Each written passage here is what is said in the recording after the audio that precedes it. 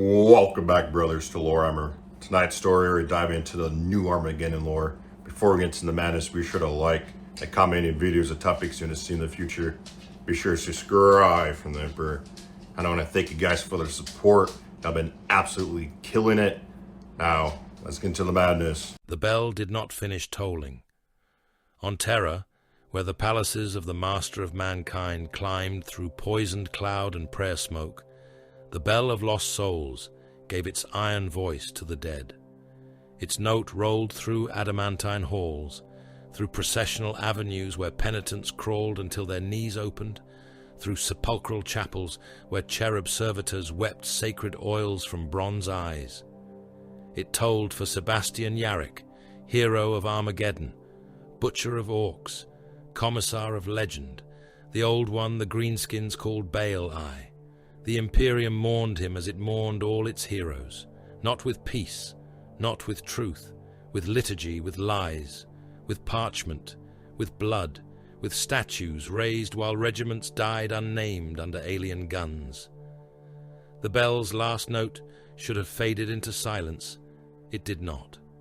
Far from Terra, beneath a sky the color of rusted knives, the dead man stood inside a cage of iron braces. Sebastian Yarrick's body was held upright by medici clamps, servo calipers, rib hooks, restraint bands, spinal rods, and hatred older than most living men.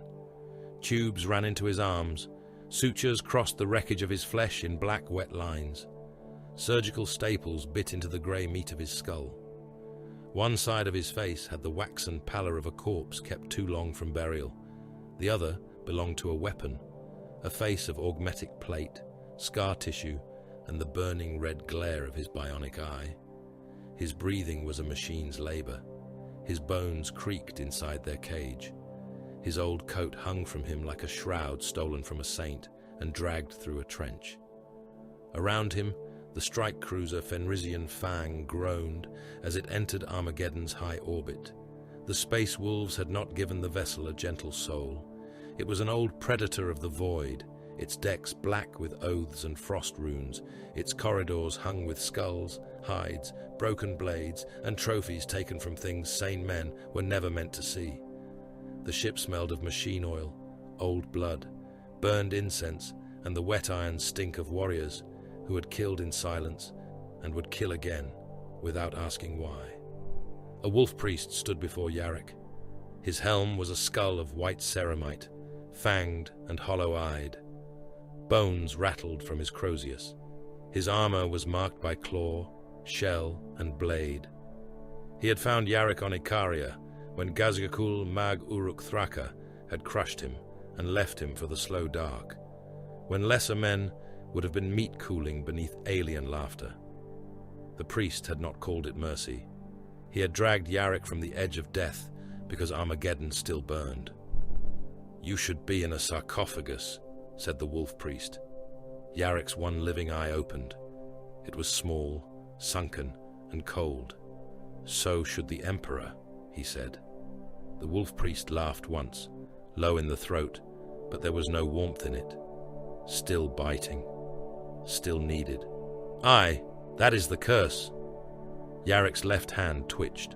The power claw mounted to his other arm responded with a dry mechanical flex, talons opening and closing with a sound like coffin nails being torn free. The weapon was orc-made, sanctified by theft and murder, fitted to him by necessity and legend. It was ugly, brutal, and honest, just like Armageddon. The planet turned beneath them, a furnace world wrapped in its own filth. Armageddon was a globe of ash wastes, hive stacks, poisoned seas, corpse canals, and equatorial jungle grown savage under a bruised sky. It was smaller than Terra, weaker in the ancient gravity of things, and should have been a lesser prize. But mankind had made it valuable. Mankind had made it monstrous. Its atmosphere was a choking shroud of industrial poison, refinery breath, and promethium smog. That same poison trapped warmth against the world's skin, keeping the planet from the cold death it deserved. Armageddon lived because it was too polluted to die cleanly. Hive spires rose like black teeth. Manufactorum districts bled smoke into the heavens. The ash wastes crawled with tank convoys and refugee columns and corpse wagons. In orbit, dead ships turned slowly through debris fields, their hulls split open, their decks exposed to vacuum, their crews frozen at their stations or boiled away in plasma breaches. Burning wreckage fell through the clouds in red streaks. Below, artillery flashed in the dark like the pulse of a dying god. Armageddon had been invaded before. It had endured war enough to fill libraries with casualty rolls and cathedrals with bones. The orcs had come again. Yarrick stared at the hololithic projection as it flickered before him. Hive Deathmire glowed in angry red near the equatorial jungle. Around it spread landing zones, incursion vectors, artillery ranges, spore bloom warnings, and the crawling green storm of orc advance. The Hive was a logistics node, an auger nexus, a fortress, a graveyard, and a throat through which the wider war would either breathe or choke. A Space Wolves pack leader watched the display beside him, helm under one arm, yellow eyes narrowed. "The greenskins are thickest here," the warrior growled. "Deathmire, fitting name." "Names are cheap," Yarrick said. "Hold it, and it becomes a shield. Lose it, and it becomes a gate. For Gazhkul, for whatever follows him." No one answered that. The descent began under fire.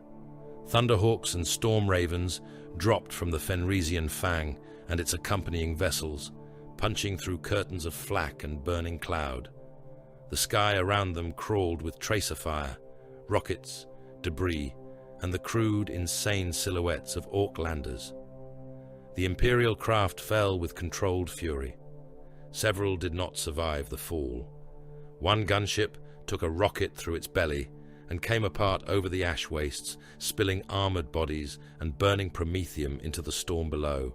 Another vanished inside a green detonation, its machine spirit dying in a shriek of static across the Vox. Yarrick did not flinch. The Thunderhawk carrying him slammed through cloud cover and banked hard toward landing zone St. Caudron, a flattened slab of ferrocrete outside the lower walls of Hive Deathmire. The ground below was already a slaughterhouse. Refugees had reached the landing zone before the military cordon sealed it. Thousands of them filled the cracked approaches, wrapped in rags, rebreathers, scavenged armor, and devotional scraps. They carried icons, empty water tins, broken laser guns, ration tokens, dead comrades, and the desperate belief that the angels of death had come to save them. They had come to secure the zone. Ultramarine intercessors advanced through the crowd in a line of blue ceramite, calm as execution engines. Their armor was scored by ash and marked with campaign seals. Their bolt rifles were raised but not hurried. Servo lenses clicked. Auspex veins turned. Helm lenses shone cold and red in the polluted gloom. A sergeant lifted one hand. "Hold!" The line stopped as one body. Medici servitors trundled forward on rusted tracks. Their sensor arrays swept over the refugees. Green warning runes flared across the Ultramarines' helm displays. Orc spore contamination, fungal trace, skin, breath, cloth, blood. The enemy had already made them into vectors. A man in Steel Legion grey staggered toward the sergeant, his rebreather cracked, one sleeve empty and dark with clotted blood. "My lord," he rasped. "They came through the lower roads. These are loyal citizens, workers, munitorum hands. They ran from the greenskins." The Ultramarine looked down at him. "Stand aside." "My lord, they are loyal." "Stand aside." The guardsmen did not move quickly enough. The intercessors opened fire. There was no warning volley, no appeal, no final mercy. Bolt rifles cracked in disciplined bursts, each shot a thunderclap of divine manufacture and cold mathematics. Mass reactive shells punched into bodies and detonated a heartbeat later. Chests burst outward in wet red flowers. Ribs became shrapnel, spinning through the crowd and slicing faces open to the bone.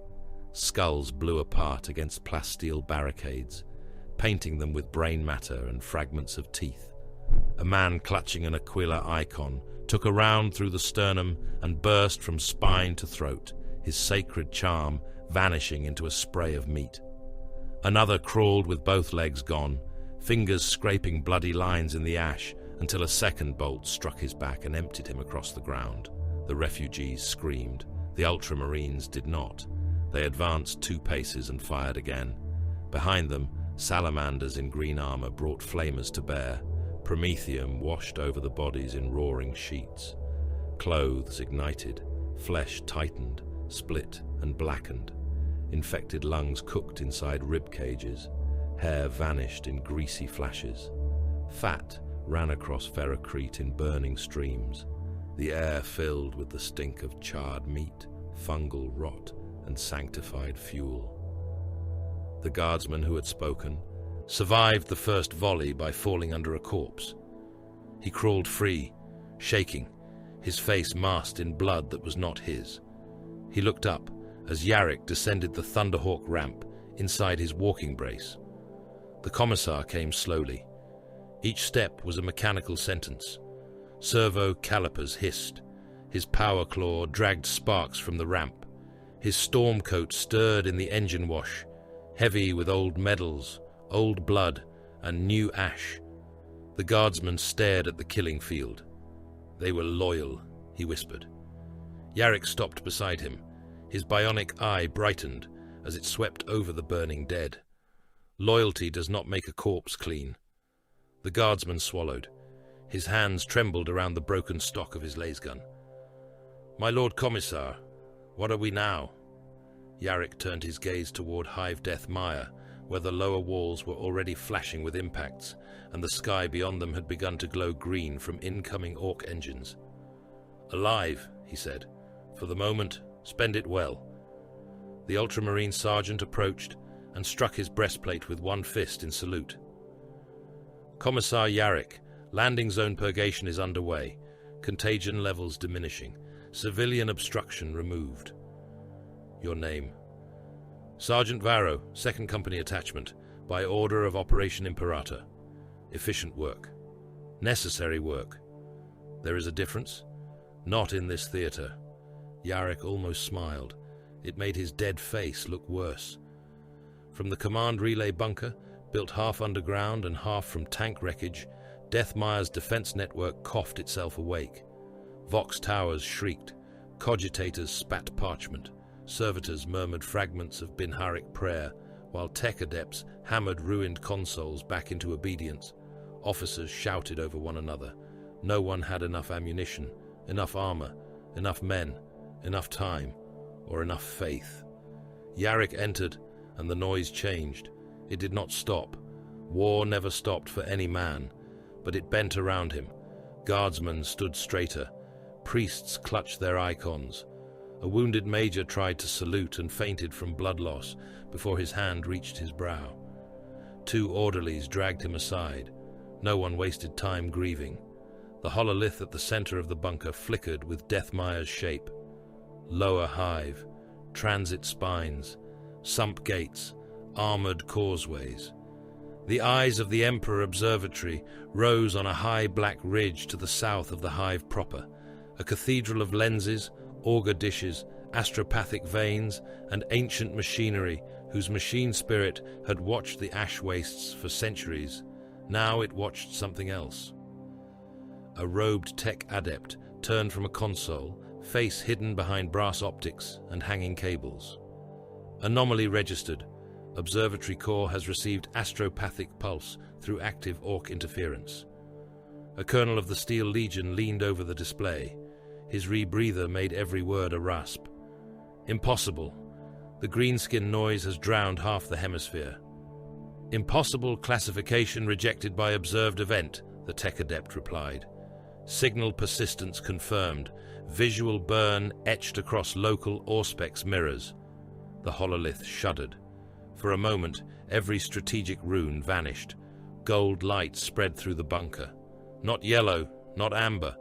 Gold, like the inner glow of a shrine candle seen through blood. It crawled across Auspex plates and cracked pict screens. It burned itself into cogitator glass and the wet lenses of servitors. Men cursed and fell back. A priest began to weep. Somewhere in the bunker, an astropath screamed once, hard enough to tear his throat. The image formed without words. A throne, a blade, a sunburst. The light vanished. For several seconds, the only sound was static. Then every Vox channel in the bunker opened at once and filled with a single pulse. Not speech, not song, not code, but something that made the teeth ache and the bones remember kneeling. Men dropped to one knee without knowing why. The tech adept's mechadendrites spasmed. A servitor's head split open along old cranial seams, steam venting from its cooked brain. The ultramarine sergeant looked at the dead screens. Navigational anomaly, warp reflection, possible hostile deception. A Black Templar marshal standing near the bunker entrance placed one gauntleted fist over the cross on his breastplate. His tabard was already blackened with ash and blood. His voice came through his helm grill like a verdict. Revelation.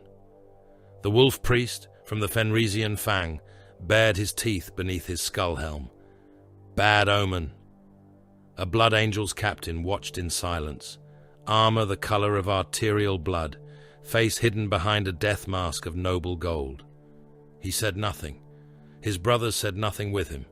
They had learned long ago that miracles demanded payment, in blood, in sanity, in sons. Yarrick remained standing.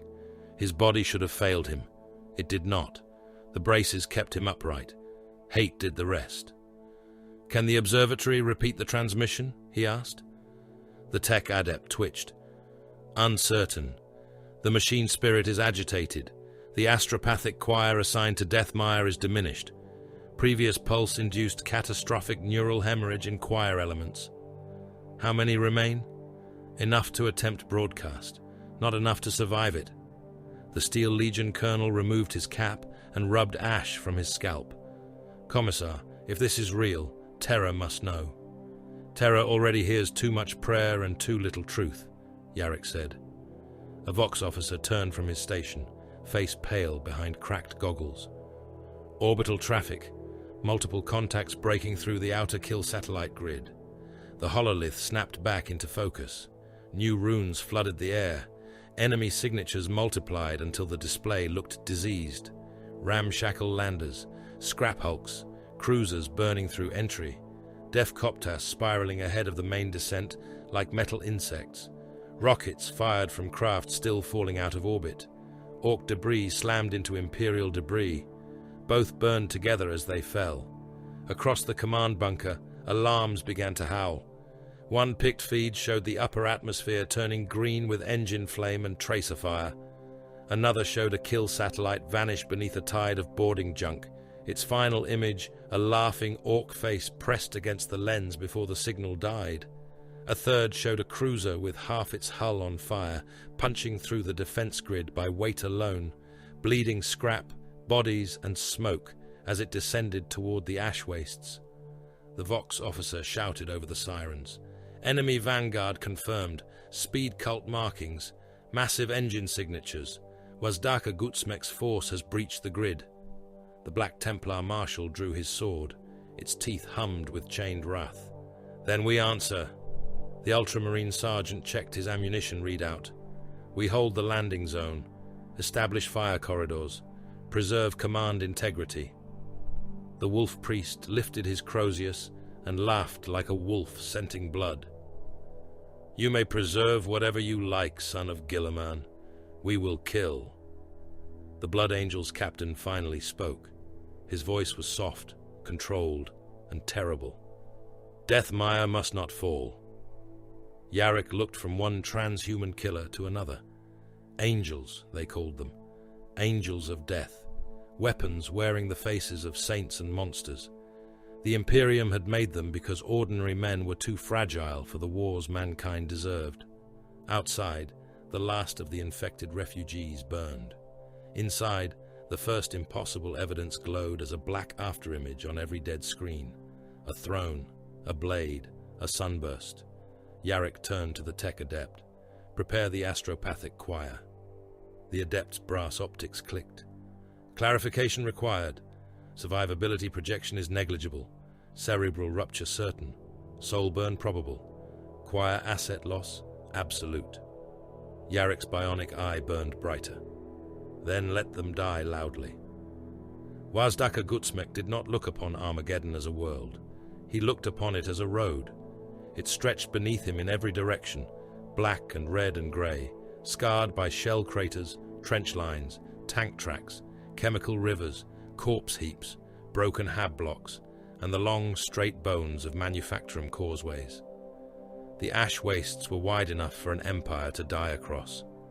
The horizon shook under the weight of engines.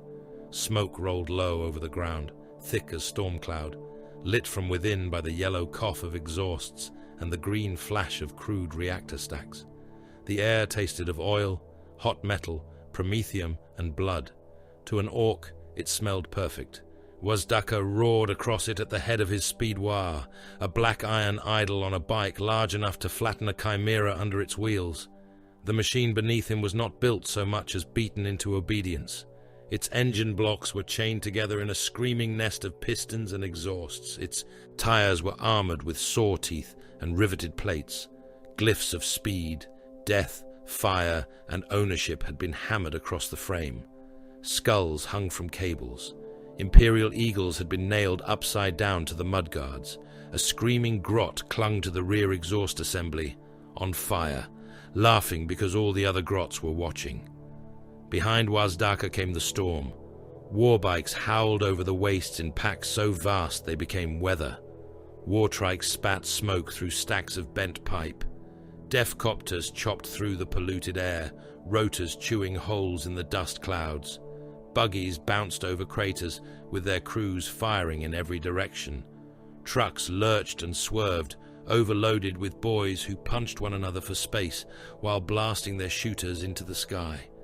Battle wagons rolled like mobile fortresses, covered in plates, spikes, gun nests, wrecking balls, grot riggers, and red paint slapped on by mobs who believed speed was a sacred truth because enough orcs said it was. Gun rigs belched cannon fire, mech contraptions sparked and backfired, rockets corkscrewed into the heavens, some striking Imperial targets, some striking other orcs, some turning around and returning to Earth in glorious confusion. None of this mattered. Accuracy was useful. Noise was holy. The boys fired upward and forward and sideways. They fired because the guns were in their hands. They fired because the guns were loud. They fired because every round spent was a promise that there would be more rounds later, taken from the dead or hammered together from scrap and spite. Wazdaka stood on his bike pedals and spread his arms as the wind battered his iron jaw. "Armageddon's got the best roads," he bellowed into the smoke. "They're made of dead humies." The mobs around him howled approval. It rolled across the wastes as a crude, joyous thunder. The sound struck the lower clouds and came back louder. Orc war did not need banners, though it had millions. It did not need drums, though its engines were drums. It did not need prayer, because every throttle twist was prayer, every gunshot was prayer, every impact was prayer, and every corpse under the wheels was proof the gods were listening. Wazdaka did not plan as men planned. He did not reduce the war to lines on parchment or glowing marks on hololithic projections. He felt it through his boots and teeth and knuckles. He felt where the enemy was brittle. He felt where the guns were loudest. He felt the pull of the biggest fight, the way a predator smelled blood. Hive Death Maya squatted ahead in the distance, black towers stabbing the poisoned sky, its lower walls hidden behind ash storms and shell smoke. There were roads leading there, causeways, tank lines, refugee trails, supply routes, arteries of the Humi war machine. Wazdaka intended to ride them until they burst. The first Imperial trench line died badly. It had been cut into the ash and reinforced with plasteel sheets, razor wire, sandbags, shrine posts, and the bodies of those who had died building it. Steel Legion infantry crouched behind firing steps, sealed in long coats and rebreathers, laser guns braced, eyes stinging behind goggles. Heavy bolters chattered from bunkers. Missile launchers barked. Autocannons hammered the lead bikes, blowing riders apart or flipping them end over end in sprays of oil and green blood. The orcs did not slow. Big shooters chewed the trench lip into splinters, then chewed the men behind it into red strings. A guardsman rose to fire and vanished from the shoulders up, his helmet bouncing empty into the mud. Another was cut open from hip to throat, laser gun still clutched in hands that had not learned he was dead. Rockets screamed in crooked paths and slammed into hab shelters behind the line, blowing walls inward and filling the cramped rooms with fragments of brick, glass, and bone. Burner boys leaned from trucks and washed the firing steps with flame. Men curled inside their coats, screaming through rebreathers as the rubber seals melted into their faces and their lungs filled with boiling chemical smoke. A power claw reached down from a passing knob on a war trike and closed around the turret ring of a buried gun pit. The knob laughed, flexed, and tore the heavy bolter mount free along with the crewman welded to it by fear and straps. The man came apart in pieces, legs left under the mounting plate, torso dragged into open air, spine stretching white before it snapped. The knob threw the gun and the body both into the path of the bikes behind him, where they vanished under tires. A squig bomb bounced through a bunker firing slit. The bunker shook once, its doors blew outward in a wet orange belch. What came through the opening was not smoke alone. It was meat. It was pieces of hands, shredded rebreather masks, teeth, bone fragments, and one officer's cap spinning on fire. The orcs cheered as they passed. Far behind the first trench line, Colonel Morn Vesk watched the destruction through a command periscope from inside his chimera. He did not curse. He did not pray. He did not waste breath on the dead. He marked the time. "First line broken," said a Vox operator, voice muffled behind his respirator. Enemy speed formations maintaining momentum. Estimated contact with Crossroad Cauldron in 11 minutes. 9, said Vesk. "My colonel." "They will reach it in 9. Their right mass is faster than your estimate." The Chimera's interior was cramped, sweating, and lit red by tactical lamps. Every surface smelled of oil, dust, and fear. Shell casings rolled under boots. A parchment strip of casualty returns trembled in the printer slot beside Vesk's knee. He tore it free, read it, and fed it into a small flame burning beneath a brass aquila charm. The dead had served their purpose. Their names would clog the system if allowed to linger. Vesk was a narrow man with a shaved scalp, hard eyes, and a face carved by years under a rebreather harness. His greatcoat was buttoned perfectly. His gloves were clean because he changed them when they became too bloody to handle maps. To his men, he was not loved. He was useful. On Armageddon, that was higher praise. "Order 7th, 9th, and 23rd companies to hold Crossroad Cauldron," he said. The Vox operator hesitated. "Those companies are under strength. 7th has no armor support. 9th is down to half strength. 23rd has no functioning heavy weapons." I did not ask for inventory. "My colonel, they cannot stop a speedwire." "No, they can delay one." "For how long?" Vesk looked at the chronometer rune glowing above the tactical slate. 9 minutes. The command crew understood then. No one spoke. The Basilisk batteries west of the crossroads had not yet finished their ranging rites. The guns needed time to align through the poison wind, to correct for ash density, heat refraction, and the madness of orc velocity. 9 minutes would mean the difference between blind fire and slaughter. Vesk keyed the command Vox himself. 7th, 9th, 23rd. This is Colonel Vesk. You will hold Crossroad Cauldron for 9 minutes. You will not withdraw. You will not request extraction. You will die in place and mark the enemy for artillery. The Emperor receives those who obey. A captain's voice crackled back, young, terrified, trying not to be either. "Understood, my colonel. For Armageddon. For the Imperium, Vesk replied, and cut the link before he could hear the man die. The crossroads became a wound in the earth. The three companies formed behind tank traps and burned out carriers. Laser guns braced through smoke so thick they could barely see the orcs until the engines were upon them. Chimeras reversed into blocking positions and opened their multi-lasers. Grenade launchers thumped. Frag and crack charges burst under wheels. Men fired until barrels glowed and power packs failed. The orcs hit them like an avalanche with teeth. A death-copter mob dropped from a smoke bank above the tank column on the crossroads flank. Their pilots came laughing, rotors screaming, engines coughing black fire.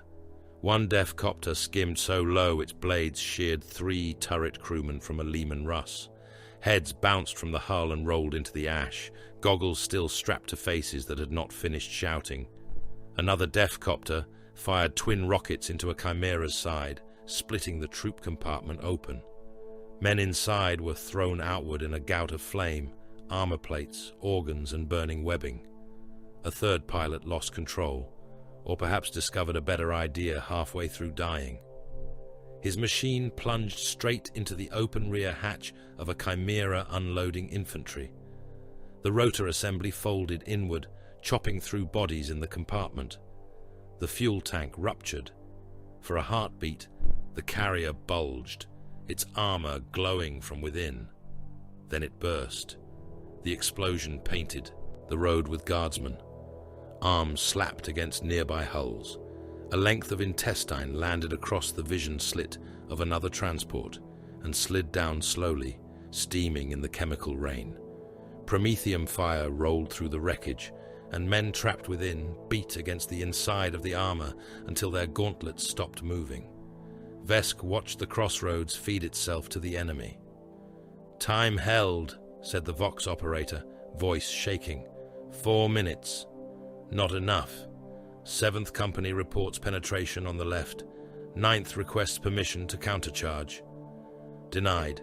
They will remain in cover. They say cover is gone. Then they will remain where cover was. The basilisks finally spoke. The first ranging shell landed wide, obliterating a ridge of ash and throwing black dust 100 meters into the air. The second struck the rear of the orc column and turned a battle wagon into a flowering mass of scrap, flame, and bodies. The third landed in the center of a biker mob. The shell burst with such force that orcs, bikes, wheels, weapons, and limbs lifted together in a spinning cloud. The shockwave flattened nearby guardsmen behind their barricades and ruptured the lungs of those with damaged masks. "Range confirmed," said Vesk. "All batteries, continuous fire, walk it forward." The western horizon flashed again and again. Basilisk shells came screaming down through the poisoned sky, Earthshaker rounds dragging death behind them. Each impact erased mobs, ripped trucks open, hurled bikes into the air, and carved red craters in the green tide. Hydras tracked deathcopters with cold precision, their autocannons stitching the sky.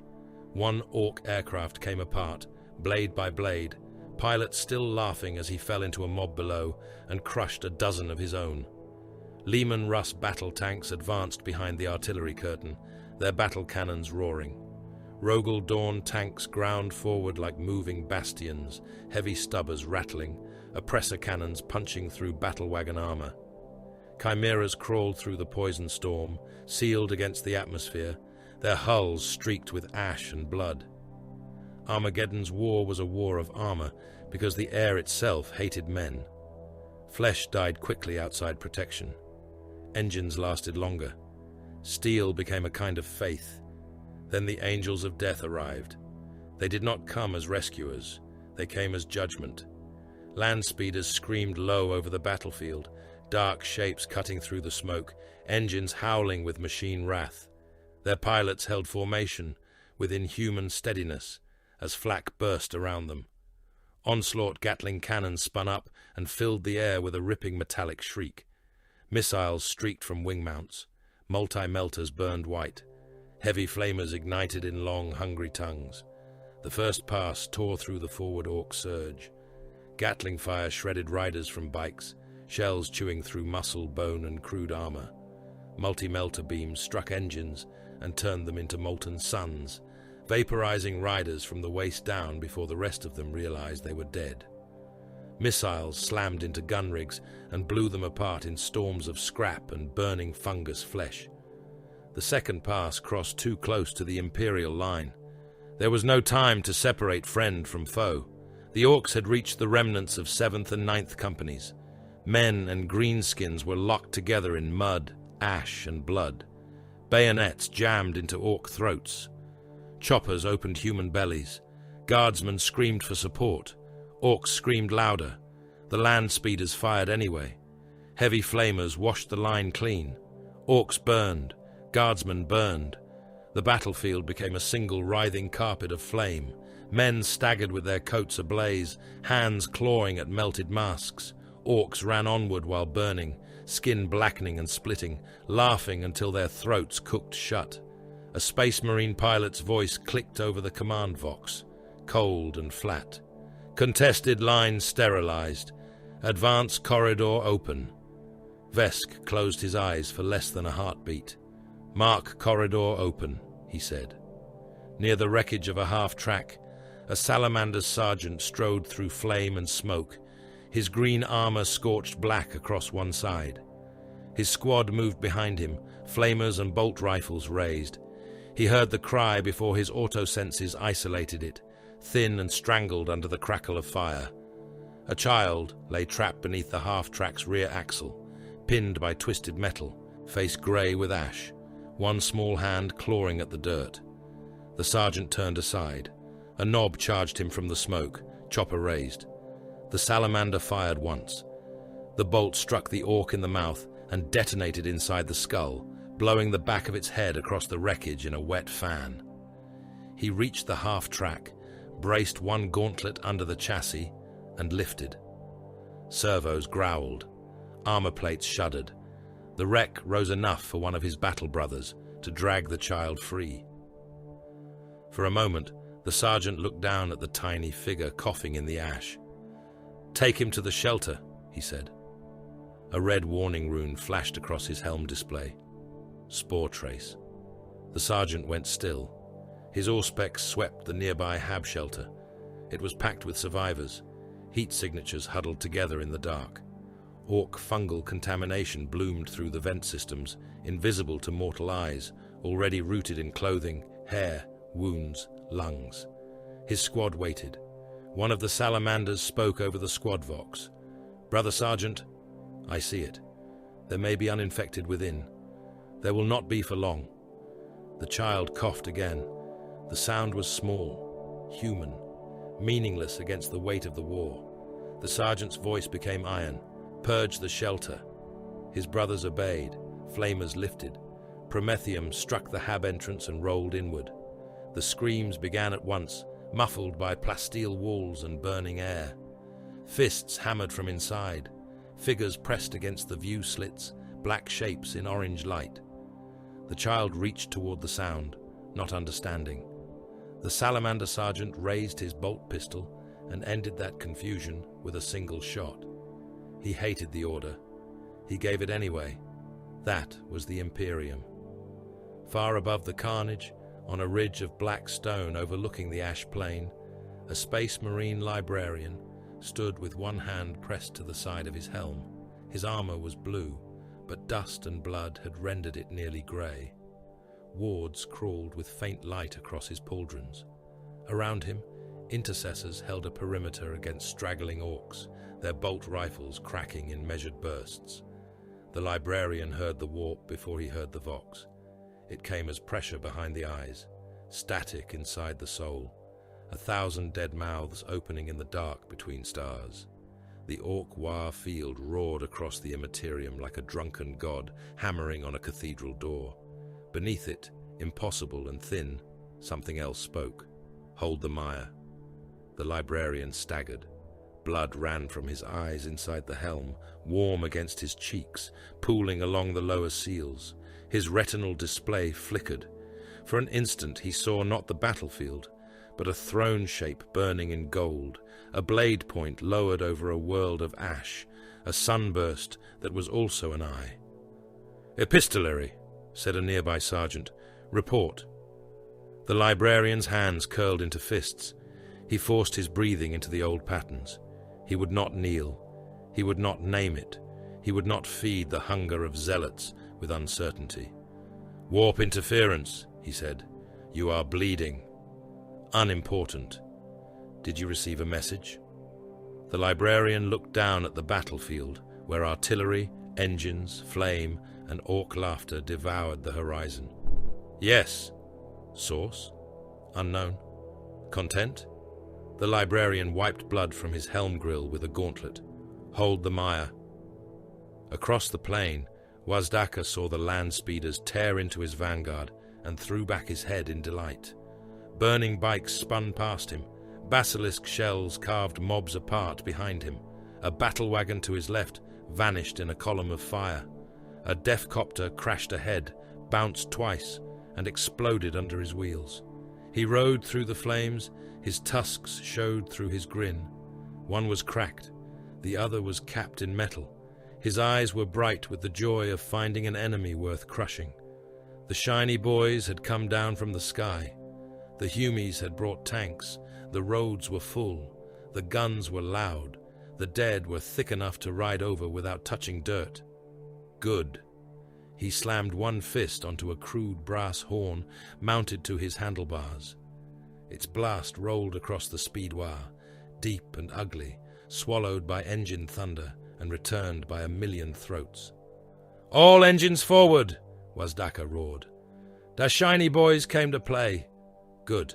Now it's a proper war." The speedway answered. The ash wastes shook. The lowest layer was the planet's poisoned atmosphere, a bruised skin of ash cloud and refinery smoke lit from beneath by burning hives, artillery storms, and the green flare of orc engines. Above that hung the debris field, a belt of dead kill satellites, shattered escorts, broken landers, tumbling munitions pods, and frozen bodies turning slowly in the dark. Above that came the warships, Imperial vessels translated from the warp one by one, not as a graceful fleet, but as a succession of wounds tearing open in reality. Geller fields screamed. Warp frost crawled across adamantine prows. Lightning forked along cathedral spires and lance batteries. Strike cruisers emerged first, their hulls blackened by old wars and new urgency. Battle barges followed, vast as wrath, their gun decks opening like the mouths of iron saints. Navy escorts limped from the immaterium with plasma drives coughing blue fire. Troop ships dragged themselves into formation, fat with men who would become corpses before their boots learned the soil. Mechanicus haulers arrived in silence, red hulks bearing engines, ammunition, repair shrines, coffin tanks, and priests of the machine god. Then came the Macrage's honor. Even wounded stars seemed to make room for it. The Ultramarine's flagship moved through the debris field with the dignity of a fortress continent.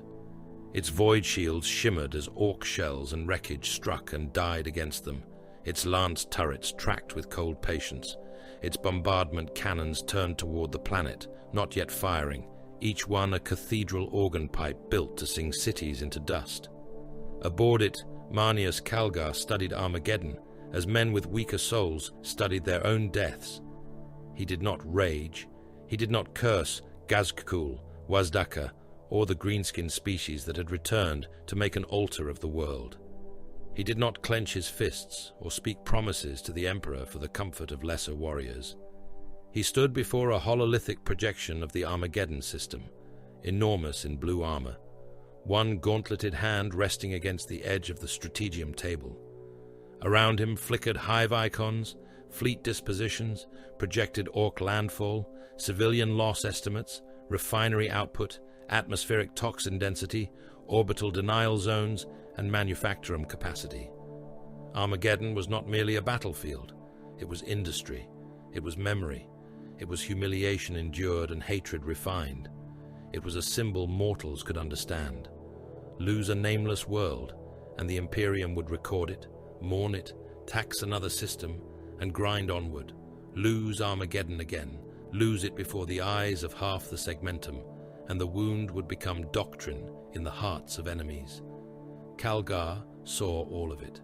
A planet did not have to be beautiful to be precious. Some worlds mattered because they were useful, some because men had died for them in numbers so obscene that abandonment would make every previous sacrifice a lie. Armageddon was both. "Void contact group descending across the eastern hemisphere," said an Ultramarines lieutenant, voice steady through his helm grill. "Orc cruisers are committing through the wreckage belts. Their formation lacks discipline." "Their formation lacks fear," Calgar replied. The lieutenant inclined his head. "Yes, my lord." "Revise interception pattern. They will not seek to preserve hull integrity. They will spend ships as ammunition." "Acknowledged." Across the strategium, commanders from several chapters stood beneath the cold glow of war. No mortal officer would have mistaken them for comrades merely because they wore the same species shape. They were different breeds of the same engineered sin, bound by the Imperium, divided by tradition, oath, memory, and the manner in which they preferred to kill. The Ultramarines gathered in disciplined ranks, helms mag locked to thighs, faces severe, voices clipped. Their armor was a mixture of fresh Mark 10 plate and older suits repaired beyond the patience of any artisan who still believed war could end. They spoke in synchronized strike windows, supply integrity, layered objective control, orbital coordination, and the preservation of command architecture. The Black Templars stood like execution statues in black and white, chains binding weapons to wrists, tabards marked with soot and devotional script. Their marshal, Helbrecht's oathkin by crusade if not by blood, kept one hand upon the hilt of a master-crafted power sword. Beside him, a jump pack. Chaplain rested his Crozius Arcanum against the deck, the weapon's head shaped like a relic skull, its edge scarred by alien bone. To the Templars, every moment spent planning while orcs still breathed was a small treason. The Space Wolves lounged as if the strategium were a feast hall, and not the throat of a war machine. Their rune priest wore pelts over ceramite, his armor covered in knotwork, frost charms, and old blood. His warriors laughed at the restraint of others, but their eyes never left the hololith. They mocked discipline because they preferred instinct. They survived because their instinct was murder sharpened by centuries.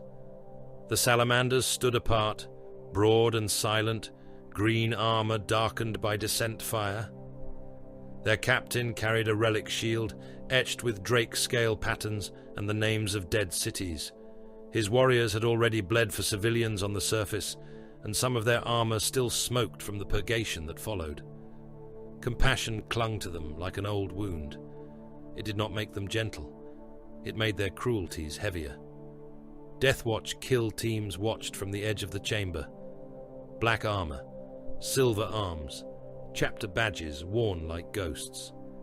Their sergeant bore a xenophase blade at his hip and a stalker-pattern bolt gun across his chest. They did not argue for honor, rescue, or symbolism. They spoke of orc command nodes, mech workshops, weird boy concentrations, fungal bloom vectors, and decapitation targets. Theirs was not war as glory. Theirs was war as pest control, with sanctified ammunition. Brother Captain Sendini of the Blood Angels listened to them all in silence. His armor was red enough to look wet beneath the hololith light. A golden death mask hung from his belt rather than covering his face, leaving his features visible. Noble, pale, controlled, and too perfect to be comforting. He wore a master-crafted power sword at one hip and a bolt pistol at the other, both weapons cleaned after every engagement, though neither would remain clean long. His jump pack rested against a nearby arming frame, wings of blackened metal folded like those of a carrion angel. The Blood Angels had come to Armageddon because oaths mattered. Old blood had been spilled here. Old shame had been endured here. Old debt still breathed in the ashes. Sindini's voice, when he spoke, was soft enough that all others quieted to hear it. The orcs will not be broken by killing their vanguard. They will be invited by it. Each defeat becomes noise. Each corpse becomes proof to them that the war is worthy. The Black Templar Marshal turned his helm toward him. Then we kill until no orc remains to hear the noise. A beautiful intention, Sindini said, not a strategy. The Marshal's fingers tightened on his sword. The Space Wolves rune priest laughed. The angel has claws under his manners. Sindini looked at him. All angels do. Calgar allowed the exchange to end before pride turned it costly. Armageddon will not be held by sentiment, he said. The hololith shifted. Hive icons brightened. Death mire burned red. Other hives flickered amber, then black, then red again, as reports updated faster than mortal clerks could bless them. We cannot defend every hive, Calgar continued. We cannot defend every district within the hives we choose to hold. We cannot defend every convoy, shrine, refinery, shelter, hab stack, and trench line. The orcs have mass. We have precision. We will make them spend their mass where our precision matters. The Salamander's captain understood first. His face hardened. You intend to abandon sectors. I intend to create kill corridors, with civilians still inside them, with enemy momentum inside them, Calgar said. Civilians will not be moved in time. Guard formations will not be extracted without compromising the trap. The orcs will pursue heat, sound, movement, and panic. We will provide all four. Then we will close the corridors with artillery, melter, orbital fire, and Astartes counter-assault. The strategium became colder. A mortal might have called it monstrous. No one in that chamber had been made to be immortal. The Salamander's voice was low. There will be billions in the projected sacrifice zones. Billions live if Armageddon holds, Calgar said. More die if it falls. Your protest is entered into the command record. Your obedience is required. The Salamander captain closed his eyes for a heartbeat.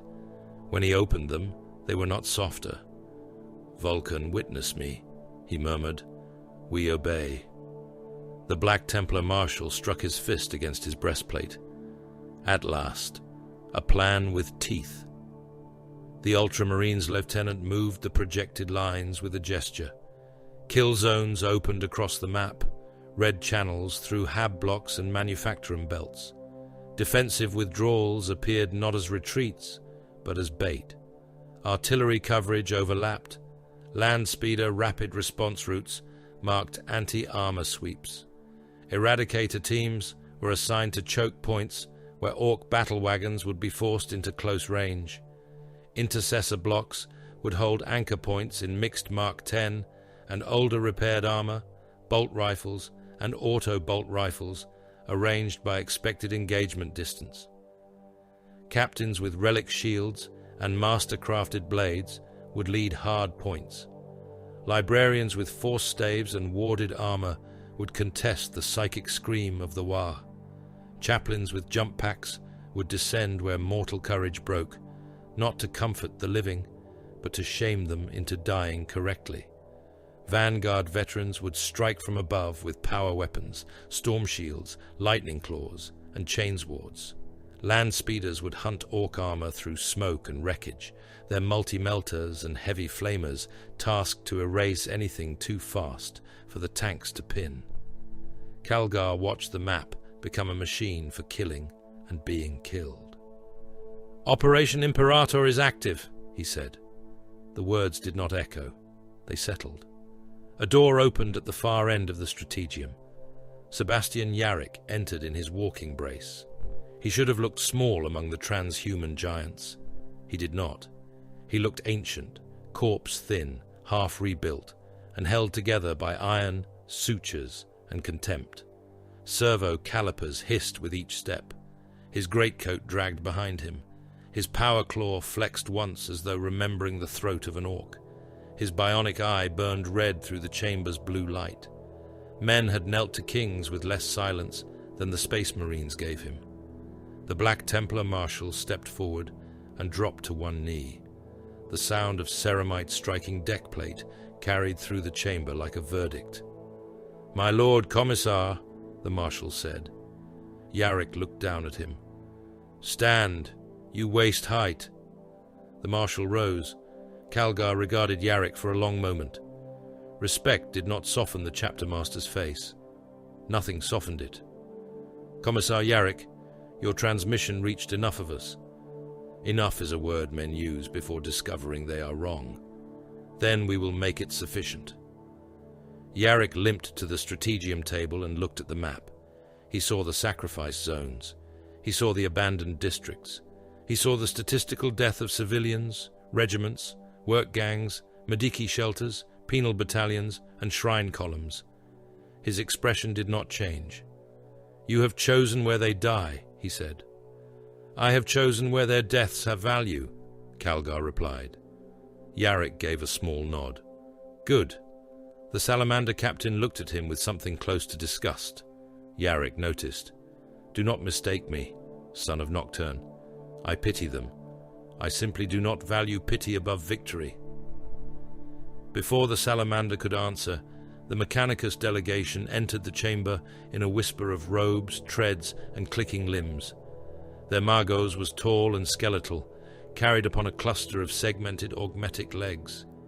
Red robes concealed little of the metal beneath.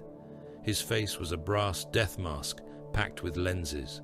Servo skulls drifted around him, trailing parchment strips and incense smoke. "Data consecration complete," the Magos said. His voice emerged in layered tones, one human, three synthetic, one clicking in Binharic beneath the others. "Transcript from Deathmire Astropathic Choir has been recovered at partial integrity. Choir survival rate is 0. Soul echo degradation severe. Machine spirit contamination probable." "Read it," Calgar said. The Magos extended a mechadendrite. Parchment unrolled.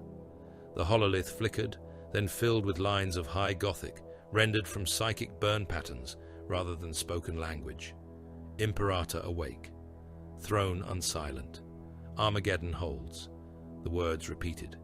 Again, again, again. They appeared in columns, then circles, then overlapping patterns, like prayers written by a dying hand. No mortal voice had spoken them. No astropath had claimed authorship before death. The choir had burned from within while transmitting them. Brains cooked in their skulls, eyes ruptured, tongues bitten through in ecstasy or agony.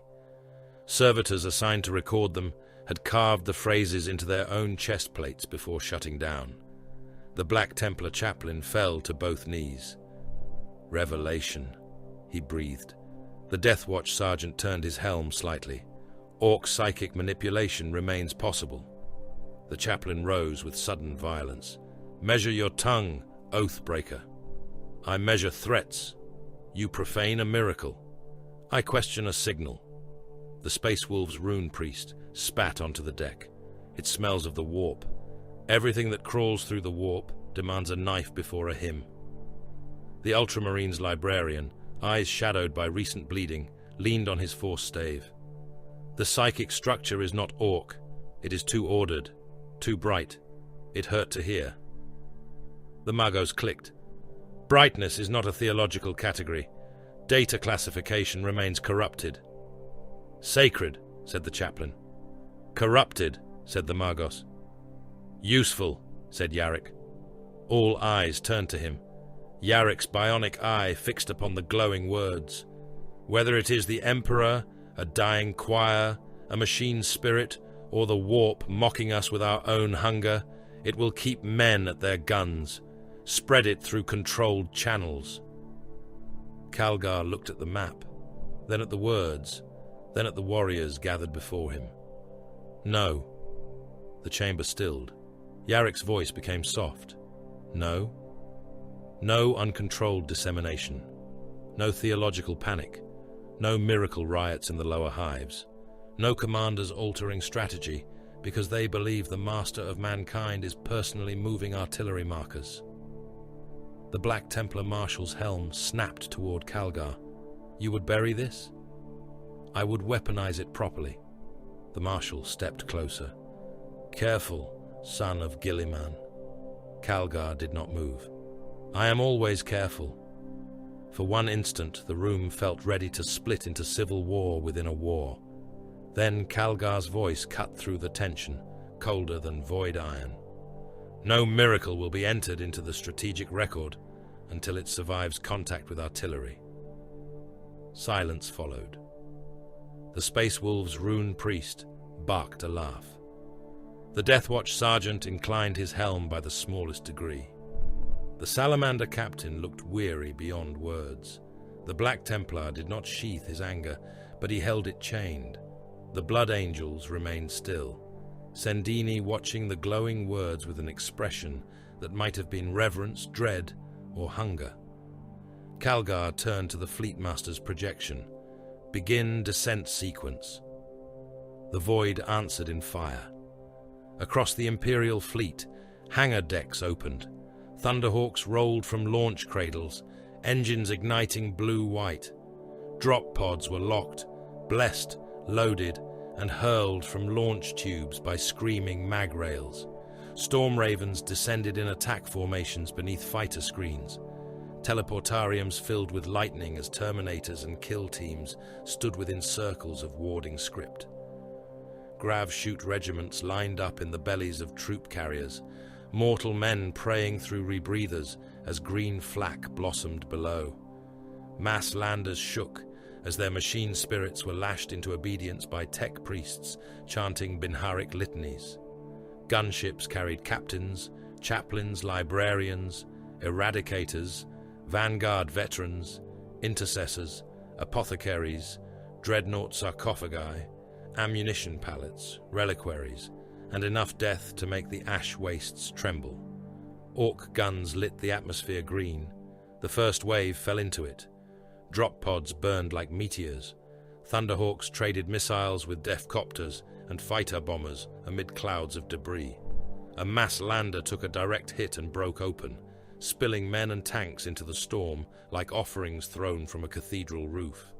Teleport flares sparked across the upper atmosphere as enemy interference clawed at sacred coordinates. Some warriors arrived where intended. Some arrived screaming inside stone, steel, or orc hull plating. Their deaths were recorded as acceptable deviation. Calgar watched the descent from the Strategium without blinking. Sendini placed the golden death mask over his face. When he spoke, his voice came through the mask as something beautiful and damned. By blood remembered. His blood angels answered as one. By oath fulfilled. Yarrick stood beneath the repeated words burning above the map. Imperator awake.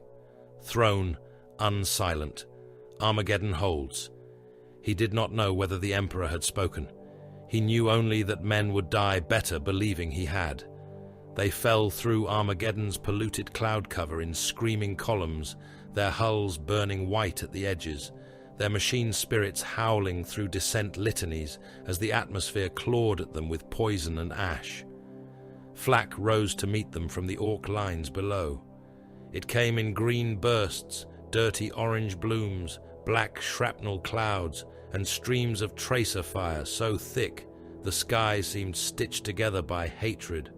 Rockets climbed drunkenly through the storm, corkscrewing on trails of smoke, some detonating far from any target, others striking home with crude, murderous luck. One pod vanished in a blossom of emerald fire. Its armor split open before impact, and the warriors inside died as burning statues trapped in their harnesses, their ceramite shells cracking as ammunition cooked off around them. Another took a direct hit and became a spinning coffin, tumbling through the clouds while its locator beacon screamed the names of its occupants into the void. It struck the ash wastes upside down, buried itself halfway into the ground, and did not open. Others landed exactly where they were aimed. A drop pod slammed into an orc mob gathered around a looted fuel tanker. The impact did not scatter them. It erased them. green bodies liquefied beneath the pod's mass, bones pulping into the toxic mud, limbs flung outward in wet arcs.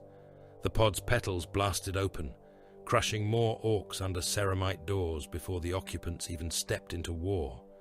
Red armored warriors emerged through steam, smoke, and the screaming residue of the dead. Brother Captain Sandini of the Blood Angels walked from the pod's heart, with his golden death mask fixed over his face. His armor was the color of arterial blood beneath the ash. Jump pack exhausts flared behind him, their turbines whining like hunting beasts held on chains. His power sword rested in one hand, its field not yet awakened, its blade clean for the last moment it would know that state. Around him, his assault spearhead emerged from their pods and descent craft. Intercessors formed firing lines with bolt rifles raised. Assault intercessors drew chainswords. Vanguard veterans descended on tongues of fire, storm shields locked to their arms, power weapons humming with restrained fury. Sanguinary reliquaries and purity seals whipped in the toxic wind. Sandini lifted his blade. By blood remembered. His warriors answered through their vox grills, voices layered by helm speakers into a single solemn vow. By oath fulfilled. The orc mob ahead of them began to roar. It was not fear. Orcs rarely granted anyone that honor. It was joy, recognition, hunger. They saw red armor and bright blades, and giants walking from the smoke. They saw a better fight. Sandini lowered his sword toward them. By wrath restrained. Then the restraint died. The Blood Angels advanced. They did not run at first. They moved with the terrible discipline of transhuman killers. Each step measured, each firing lane clear, each warrior a shrine to violence wrapped in ceramite and old sorrow. Their intercessors opened fire in disciplined two-round bursts. Bolt rifles cracked with hard, echoing thunder. Every shot mattered. Every impact was a small execution. An orc boy took a bolt through the belly and kept running for half a heartbeat until the shell detonated inside him.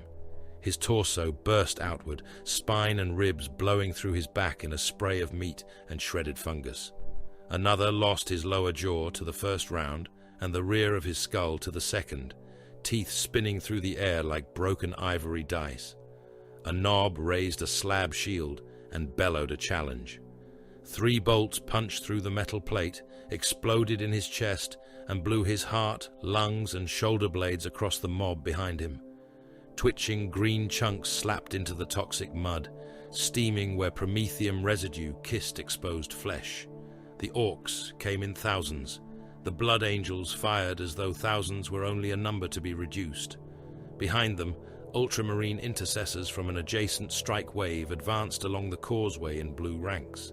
Their armor mixed between newer Mark X plate and older patched suits that bore scars from wars no mortal record still named. They did not chant. They did not rage.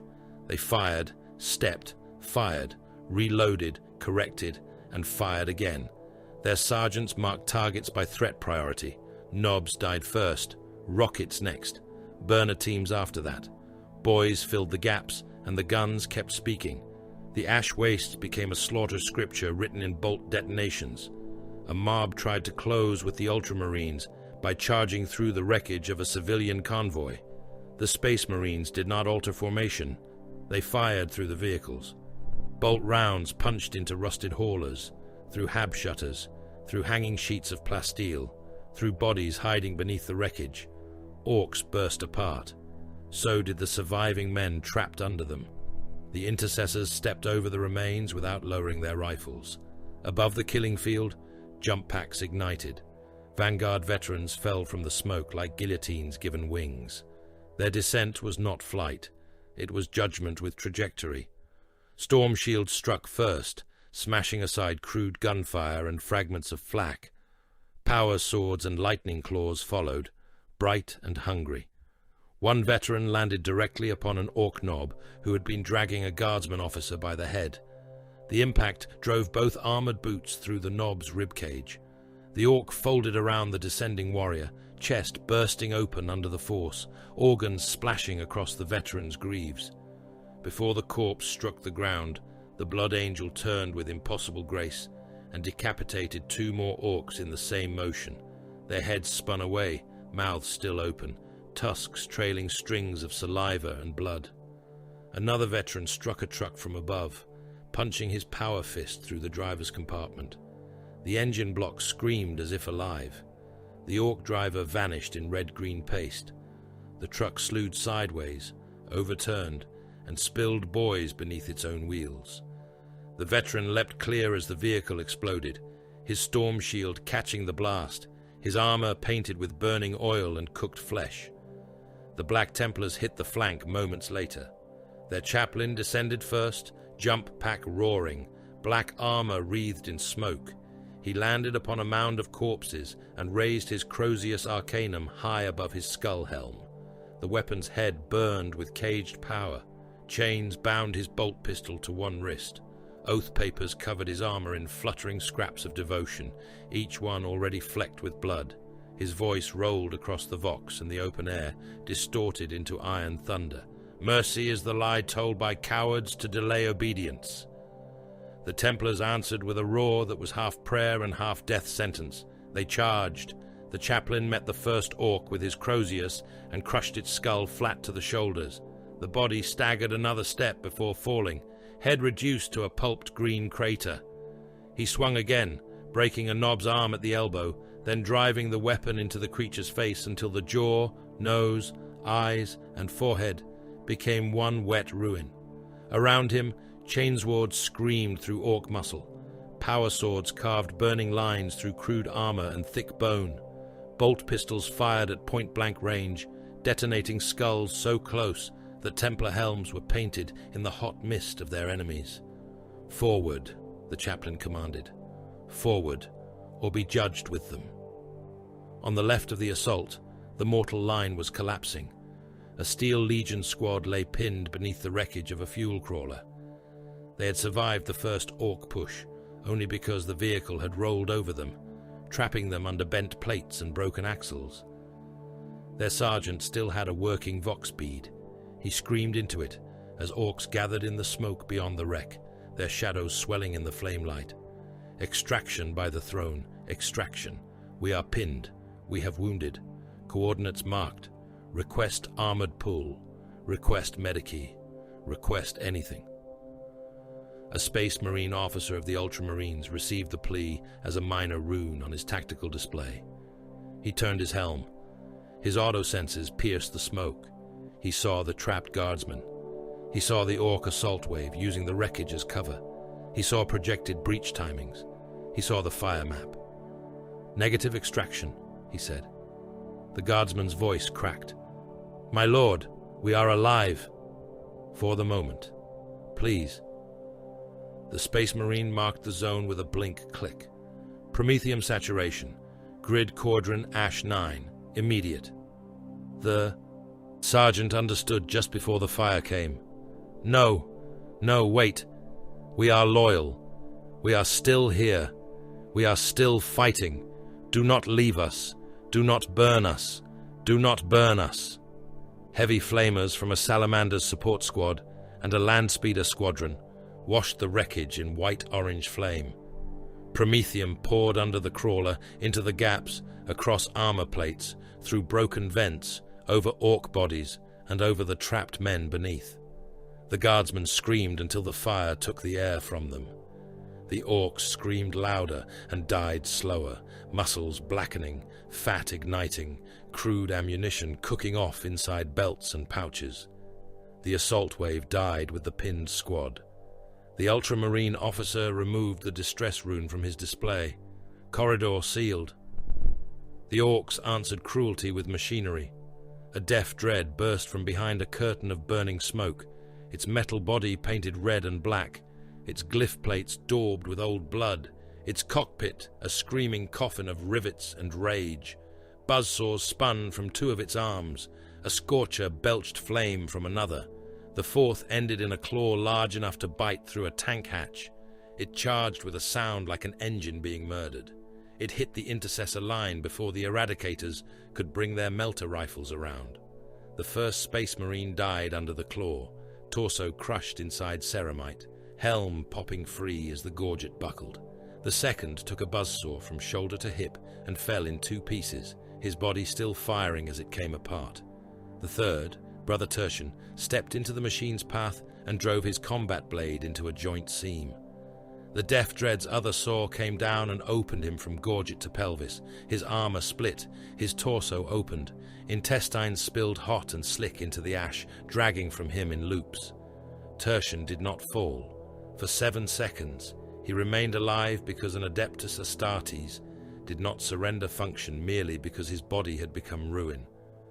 One hand clamped against his own opened abdomen, holding meat inside the broken shell of his armor. The other drew a cracked grenade from his belt.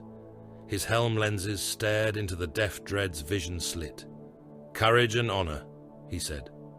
The Death Dread's pilot howled laughter from within. Tertian punched the grenade through the slit and into the cockpit. The explosion blew the machine's back open. Fire, scrap, smoke, and orc body parts erupted from the chassis. The Death Dread staggered, took one more step, and collapsed over Tertian, crushing what remained of him into the mud. His gene seed beacon began transmitting immediately.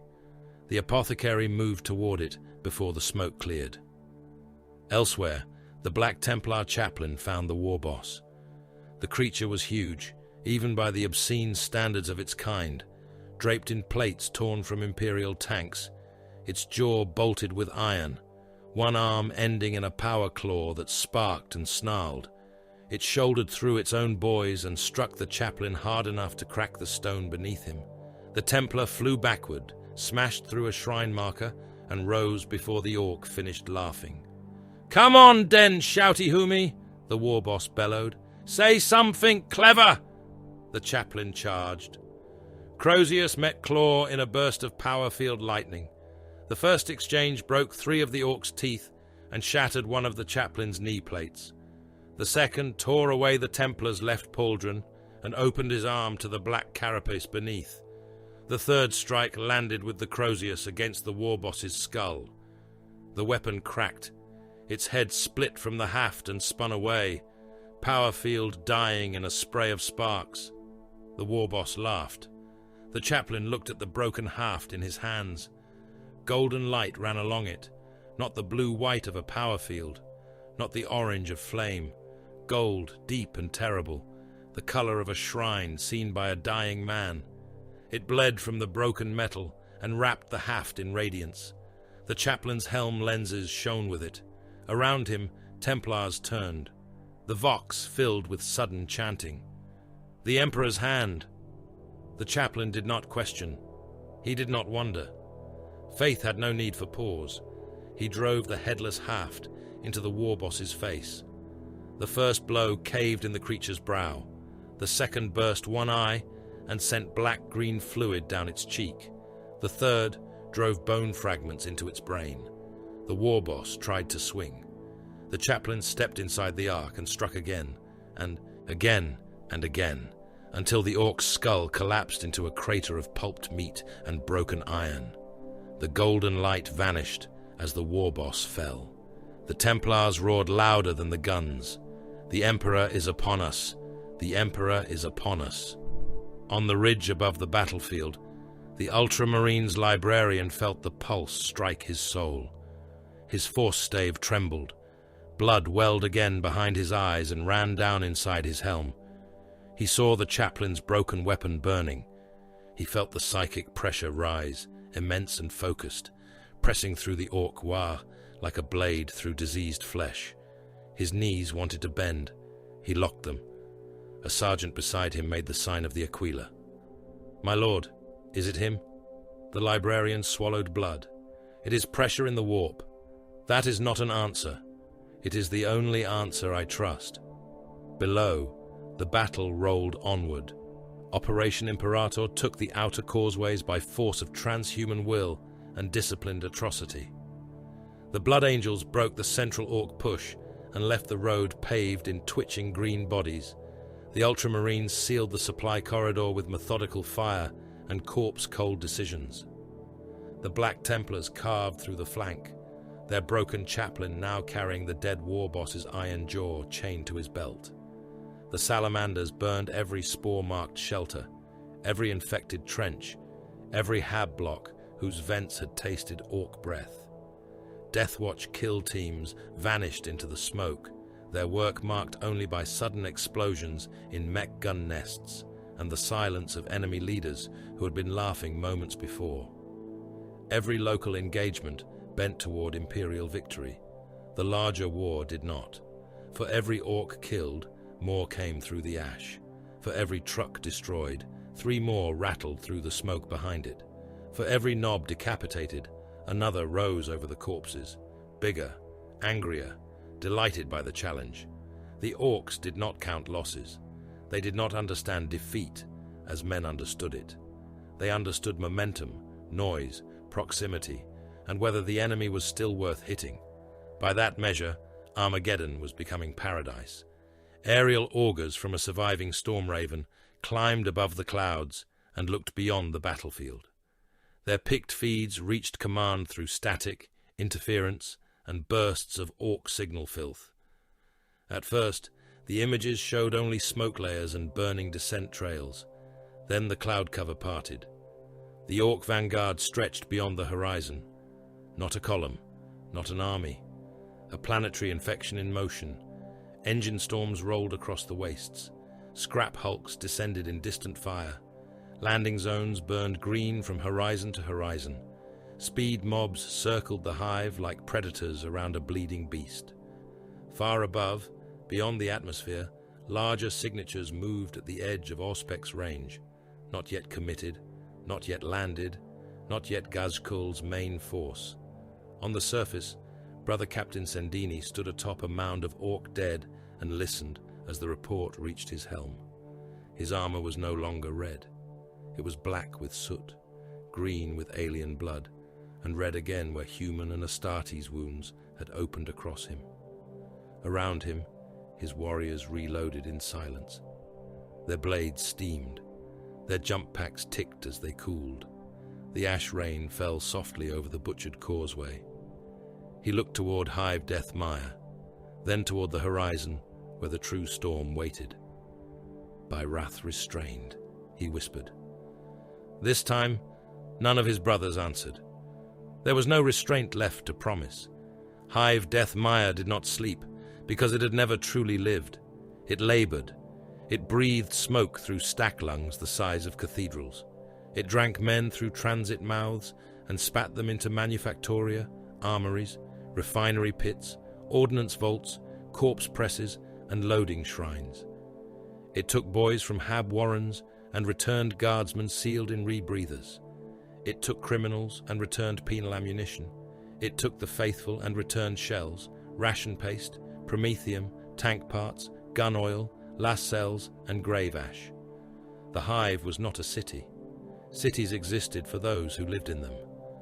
Deathmire existed to spend mankind into war.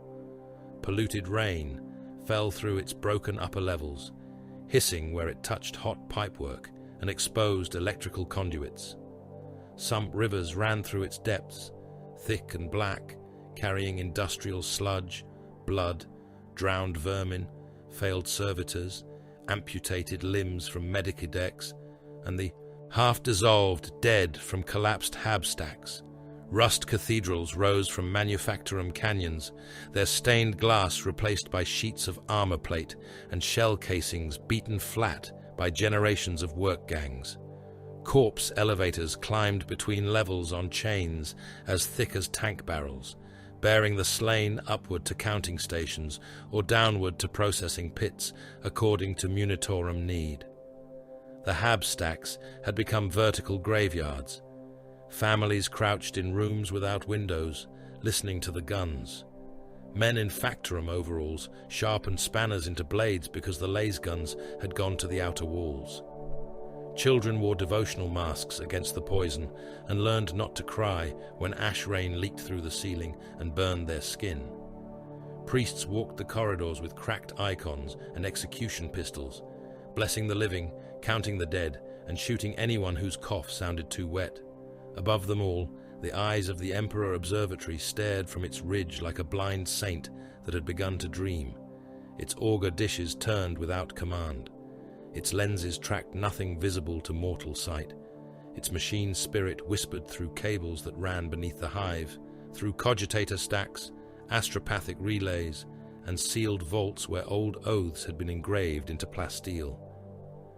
Beneath the observatory lay the astropathic choir vault, a chamber of black iron, bone-white marble, and psychic shielding so old the Mechanicus had forgotten which prayers awakened it and which merely kept it docile. The surviving astropaths waited there in restraint thrones, eyes bandaged, skulls wired, tongues marked with devotional ink. They had heard the first impossible pulse. Their brothers had died from it. None had requested release. Far below, the plasma transit spine ran through the hive like a burning backbone, carrying ammunition, armor, fuel, and men from district to district through armored rails and sealed arterial tubes. Whoever held the spine held movement. Whoever lost it would watch the hive become a collection of isolated tombs. Deeper still were the lower sump gates, rusted Leviathan doors built to seal the oldest sewage megaducts, waste conduits, and drainage roads beneath Deathmire. They had been sealed for decades. No one trusted them. No one had inspected enough of them.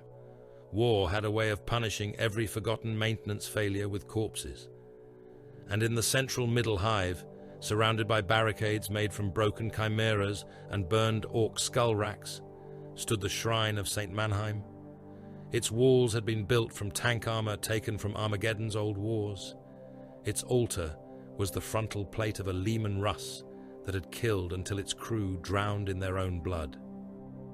Orc skulls hung in chains from the rafters, yellowed, cracked, and smoke blackened, each one marked with the name of a regiment that no longer existed. Colonel Mornvesk commanded the mortal defense from a command pit beneath a manufactorum chapel, whose ceiling had collapsed 3 wars ago. The Space Marines called it Forward Anchor Maya 7. The Guardsmen called it the Last Room. Vesk called it Sufficient. He stood over a tactical slate, while shells shook dust from the broken saints above him. His greatcoat was buttoned. His gloves were fresh. His rebreather lenses were clean. Around him, Vox officers relayed screaming reports. Medici orderlies dragged the wounded out by their collars, and servitors stamped targeting data into wax tablets with iron styluses. On the hololith, his regiment was already becoming geometry. Lines, blocks, delay zones, sacrifice markers, useful deaths in blue, necessary losses in amber, expected annihilation in red. The Astartes liaison, an ultramarine with one pauldron scarred down to bare ceramite, watched the same display with inhuman stillness. Your 2nd Battalion will hold the plasma transit junction until my kill teams arrive. Vesk did not look up. 2nd Battalion is down to 4 companies. Then 4 companies will hold. They are ammunition to you. The Ultramarine's helm turned slightly. Yes. One of Vesk's aides flinched at the honesty. Vesk did not. Honesty was cleaner than sympathy. They will hold, he said. You object. I understand. That is not the same. No, Vesk said. It is more useful. The Ultramarine accepted that as answer enough. The first lower sump gate died with a sound like a god choking. It buckled inward under pressure from the sewage megaduct beyond. Warning klaxons screamed through the underhive. Red lamps turned the wet walls into strips of blood. Steel Legion squads formed firing ranks on gantries over black water. Boots locked into corroded grating. Laser guns braced. Bayonets fixed. The air was thick with methane, rot, chlorine, and prayer. The gate bent again. Something laughed behind it. The third impact tore the central lock assembly apart. Rusted bolts shot across the chamber, like cannon rounds, punching through flak armor and human bodies. One guardsman vanished from the waist up. Another spun away with his jaw missing, hands clawing at a face that had become a hole. The gate peeled open. Orcs came through the flood. They burst from the sewage like monsters born from the hive's own filth, huge and green and roaring, choppers raised, shooters spitting sparks in the wet dark. Behind them came more, shoulders wedged in the megaduct, shoving, laughing, slipping on slime and corpses, trampling smaller orcs underfoot in their hunger to reach the guns. The guardsmen fired. Lasfire flashed in choking darkness, red beams cutting through steam and spray. Orcs jerked, smoked, and kept coming. Heavy stubbers hammered from gantry nests. Frag grenades bounced into the press and detonated, turning the tunnel mouth into a pressure cooker filled with bone fragments, teeth, shrapnel, and green blood. Men cheered until the first orcs reached the ladders. Then the dark became close. Choppers struck flak armor and opened men from shoulder to hip. Bayonets plunged into thick hides and stuck there, their owners dragged screaming over the railings. Chain blades screamed against crude axes. A sergeant with half his face hanging loose rammed a grenade into an orc's mouth and pulled the pin with his teeth. The blast blew both of them into meat and steam. The report reached Vesk 9 seconds later. Lower gate kappa breached, enemy inside sewage megaducts, containment failing. Seal secondary sluices, Vesk said. There are men in the sluice chambers. Seal them. My colonel, they are still transmitting. Vesk looked at the clock rune. They are transmitting because they are still alive. That condition will change. Seal the sluices. The aide obeyed. In the underhive, massive doors slammed down through water, orcs, and guardsmen alike. Men beat bloody fists against closing plates. Orcs tried to hold them open with their shoulders, laughing until the motors crushed them flat. The sluice filled with black water, bodies, and lasfire. Then the pressure took everything and dragged it screaming into the dark. Above the breach, the Space Marines deployed.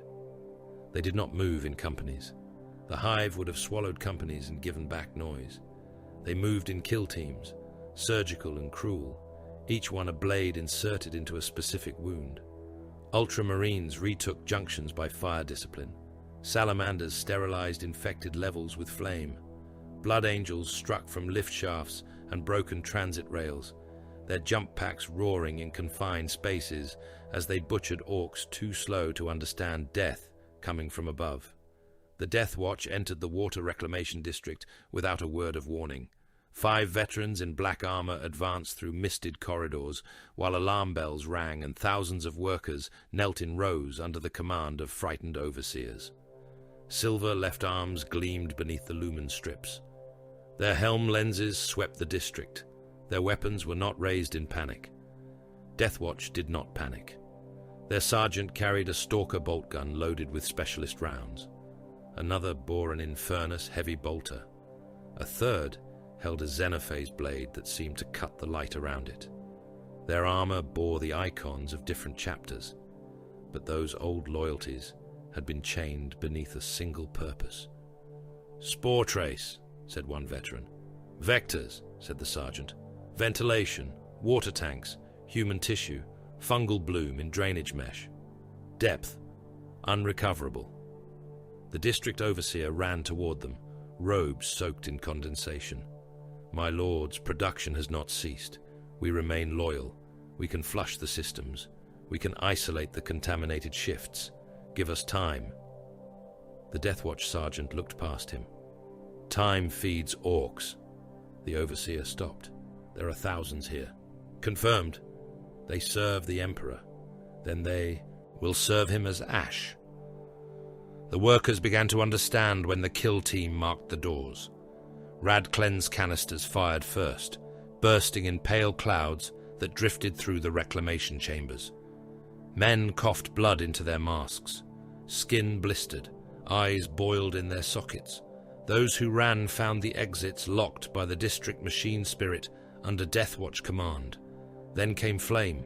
The Infernus heavy bolter spoke in roaring bursts, mass reactive shells and promethium washing through the work lines. Bodies burst, burned, and fell into the water channels. The flames rolled across catwalks and through valve chambers, turning loyal workers into blackened shapes that clawed at railings before dropping into the tanks below. The smell of cooking meat and chemical purification filled the district. Orc spores died with the humans carrying them. When it was done, the sergeant stood in the center of a chamber full of steam, floating corpses, and drifting ash. He opened a Vox channel. Water reclamation district cleansed, contamination reduced to acceptable ash. In the eyes of the Emperor Observatory, no hand touched the controls. The great lenses turned, the auger dishes rotated against their locks until rust screamed from their housings. Cogitator banks awakened in sequence, green and amber runes replaced by gold light that had no source in the mechanisms. Tech priests scattered across the chamber, robes whispering, mechadendrites clicking in agitation. Servo skulls drifted in spirals, unable to maintain ordained patterns. Magos Halbrecht raised 3 arms and began a calming litany in Binharik. The observatory ignored him. Its main projection well came alive. It did not show Orc troop concentrations. It did not show artillery arcs, atmospheric shear, or void traffic. It showed pressure lines, vast luminous currents bending across the system, through the planet, into the hive, around the observatory, through the astropathic choir vault, and up beyond the atmosphere toward the distant wound of the warp. Magos Halbrecht's optics narrowed and widened in mechanical sequence. "These harmonics resemble Astronomicon derivatives," he said. "Impossible scale variance, localized emission, source uncertain, machine spirit autonomy exceeds sanctioned parameters." Beside him, the Space Wolf's rune priest staggered. Blood ran from his nose and into his beard. He spat red onto the sacred floor. "Your machine is not praying," he said. Halbrecht turned toward him with a dry hiss of pistons. "The observatory machine spirit is possessed by loyalty." The rune priest laughed once and it came out wet. "No, something old is looking through it." The projection shifted. A throne shape flickered at the center of the system map. Then a blade. Then a sunburst. The rune priest's hand closed around his staff, hard enough to make the wolf bone charms crack. In the chapel hospital beneath St. Mannheim's shrine, the wounded prayed to die later. Rows of cots filled the nave. Guardsmen lay shoulder to shoulder under blood-stained blankets. Some had no limbs. Some had too many tubes. Some had been burned black and still breathed because the medici servitors had not yet decided they were resources better spent as corpse starch. Priests moved between them with incense and pistols. Surgical arms hung from the ceiling, cutting, stapling, draining, amputating. The altar had become an operating table. The hymnals had become bandages. The orcs came through the floor. They burst up from a maintenance shaft beneath the nave, smashing tiles, pipes, and sacred bone reliquaries aside. The first orc rose laughing into the hospital light with a cleaver in each hand. A priest shot him through one eye. The orc died falling forward, crushing a wounded guardsman whose legs had already been removed. More orcs climbed over him. The chapel became a meat room. Wounded men tried to raise las pistols with shaking hands. Orcs hacked through cots, bodies, prayer stands, medici arms, and one another. A burner washed flame across the left aisle, igniting oxygen feeds and turning the wounded into screaming torches. Surgical tubing melted into flesh. Blood bags burst from the heat and sprayed red mist across the icons. A medici servitor continued amputating a dead man's arm until an orc split its torso and wore the spinning saw rig like a trophy. Then the Space Marines countercharged. Blood Angels and Black Templars came through the chapel doors together, not allied in temperament, only in momentum. They did not slow for the wounded. Stopping would break the charge. Breaking the charge would let the orcs spread deeper into the shrine. Ceramite boots crushed bodies on the floor. A guardsman reached up, begging, and vanished under a Space Marine's stride, ribs collapsing with a wet crack. Another wounded man screamed as a Black Templar stepped through his abdomen to reach a knob.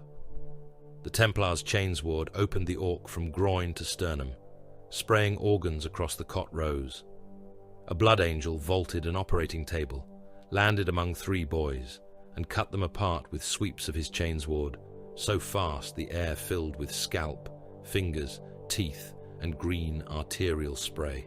Beds overturned, limbs flew, choppers rang against power armor, bolt pistols fired inside the enclosed chamber, detonations bursting orcs apart and rupturing the ears of every mortal still alive. One shell struck an orc through the throat and exploded, showering the ceiling with jawbone and tongue. A chainsword bit into a knob's shoulder and ground down through ribs, filling the chapel with the stink of shredded meat and burning teeth. Surgical tubing wrapped around a blood angel's greave like pale worms. He tore free and kept killing. The chaplain with the broken Crozius haft entered last. Its head was gone, its haft was scorched, yet a faint golden glow still clung to the metal like a promise no sane man should trust. He drove it through an orc's face and pinned the creature to the altar. Then he fired his bolt pistol into its chest until the body burst apart over the sacred tank plate. "Die in obedience," he thundered. "Kill in his sight." The last orc in the chapel tried to flee back into the shaft. A Death Watch veteran stepped into its path and cut off both legs with a Xenophase blade. The orc hit the ground, laughing and cursing. The veteran shot it once in the skull. Silence came slowly. It arrived under the drip of blood, the crackle of fire, the whir of broken surgical arms, and the moans of those unlucky enough to survive. The floor was slick with the mingled remains of patients, priests, orcs, and soldiers. St. Mannheim's skull icons looked down through smoke. A wounded guardsman, pinned beneath a broken cot, stared up at a blood angel. "My lord," he whispered, "did we hold?" The blood angel looked toward the shattered floor, then toward the shrine beyond. "For now." The guardsman smiled with bloody teeth. Then the Space Marine stepped over him and moved on. In the astropathic choir vault, the remaining psychers began to scream. They did not scream one after another. They screamed as a single throat. Their restraint thrones shook. Copper wires burned white. Blindfolds ignited. Their skulls strained against the clamps as if something inside them had become too large for flesh. Attendants fled. One was caught by a lash of psychic force and slammed into the marble wall hard enough to burst open. Another fell to his knees, clawing at his own ears until his fingers sank into the sides of his head. The choir's voices rose together. "He sees Armageddon!" Their eyes burned through the bandages. "He sees Armageddon!" The vault doors trembled. The warding scripts glowed gold. Vox channels across Deathmire opened and carried the scream into command pits, tank cabins, shrine halls, underhive tunnels, and the helms of Space Marines still slick with blood. "He sees Armageddon." Then every astropath in the vault died standing. Their bodies remained upright in the restraint thrones, backs arched, mouths open, eyes burned to white ash in their sockets. Smoke drifted from their lips. Blood ran from beneath their nails. The machinery around them continued to hum, recording a signal that no living choir remained to send. In the command pit, Colonel Vesk listened to the final echo fade. No one spoke. Above them, the hive shook as the orcs came on. Vesk adjusted his clean gloves, looked at the map, and marked another district for death. The astropathic choir remained standing after death. Their restraint thrones had locked them upright when their spines arched and their skulls cooked from within. Now they stood in their iron cages like condemned saints displayed for judgment, mouths open, teeth blackened, blindfolds burned away from empty white eyes. Smoke curled from their lips in thin grey threads. Their skin had split around the temples, and dark blood had run down their faces in dry streams before the heat inside their skulls baked it to crust. The vault smelled of cooked brain matter, scorched copper, incense, and fear. No one knew whether the choir had sent a message or received one. That ignorance was worse than certainty. Certainty could be weaponized cleanly. Ignorance bred prayer, panic, and interpretation. The Imperium had survived 10,000 years by turning all three into ammunition, but ammunition mishandled could detonate in the hand. Sebastian Yarrick stood before the dead astropaths in his walking brace, his power claw hanging at his side, its talons faintly ticking as the crude alien mechanisms settled. His bionic eye reflected the dead choir's white sockets. His living eye showed nothing. Magos Halbrecht moved among the corpses on many jointed legs, robes whispering over the marble floor. Mechadendrites sampled air, ash, blood, and burned psychic circuitry. Servo skulls drifted around him, their tiny quills scratching data onto parchment strips. Every few heartbeats, one of the skulls stuttered in the air and whispered a phrase it had not been instructed to record. He sees Armageddon. The Magos destroyed the first skull that did so. He allowed the others to continue. Marneus Calgar entered without ceremony. His armor seemed too large for the vault, as though a warship had taken human shape and chosen to walk among the dead. Behind him came Brother Captain Sendini of the Blood Angels, his golden death mask mag locked to his hip, his face pale and controlled. The Black Templar Marshal followed, tabard stained by alien blood and human ash. The Space Wolves' rune priest came last, shoulders hunched beneath pelts, lips dark with blood he had not bothered to wipe away. For several moments, no one spoke. The choir's last scream still seemed to hang in the air. Yarrick broke the silence. "Report!" Halbrecht's brass mask turned toward him. Neural detonation was simultaneous across all surviving choir assets. Tissue damage indicates inward psychic ignition rather than external trauma. Machine recorders captured repeating harmonic signature linked to the eyes of the Emperor Observatory. Content remains the same. "Say it," the Marshal demanded. The Magos clicked. "The phrase is already known." "Say it." Halbrecht's optics rotated with faint irritation. "He sees Armageddon." The Marshal made the sign of the Aquila. "The master of mankind has turned his gaze upon this world." The rune priest spat blood onto the floor. The sacred marble hissed where it landed. "A gaze can bless. A gaze can hunt. I have seen old things look out through storms and call fools to their deaths." The Black Templar's hand moved to his sword. "Careful, Wolf." The Space Wolf smiled, all teeth. "I am careful. That is why I still have both eyes." Sendini stepped between their lines of sight without appearing to move quickly. "We do not have the luxury of fratricide." "We have a miracle," the Marshal said. "We have an event," Calgar replied. The word landed like a blade laid flat across an altar. The Marshal turned on him. "You heard the choir. You saw the signs, the throne, the blade, the sunburst, the broken Crozius burning with golden light. The astropaths spoke with one voice after death had already claimed their minds." "I saw phenomena," Calgar said. "I saw warriors draw strength from belief. I saw enemy formations hesitate under psychic pressure. I saw an opportunity." "Opportunity!" The Marshal's voice came through his helm grill as a growl. "You reduce revelation to logistics." "I preserve logistics from revelation." Yarrick gave a dry rasp that might have been laughter. "You both flatter it. Whether miracle or trap, it has done nothing yet except kill the men who heard it first." Sendini looked at the dead choir. His noble face showed neither disgust nor awe, only a grief so disciplined it had become another form of violence. "If the Emperor spoke," he said, "he did not speak gently." "No," Calgar said, "and he did not say, 'Save everyone.'" The vault stilled again. Calgar looked from one commander to the next. "Consider the words. He sees Armageddon. Armageddon holds. Hold the mire. The message, if message it is, contains no mercy directive, no order to preserve civilian life, no Command to extract the helpless. No dispensation from necessity.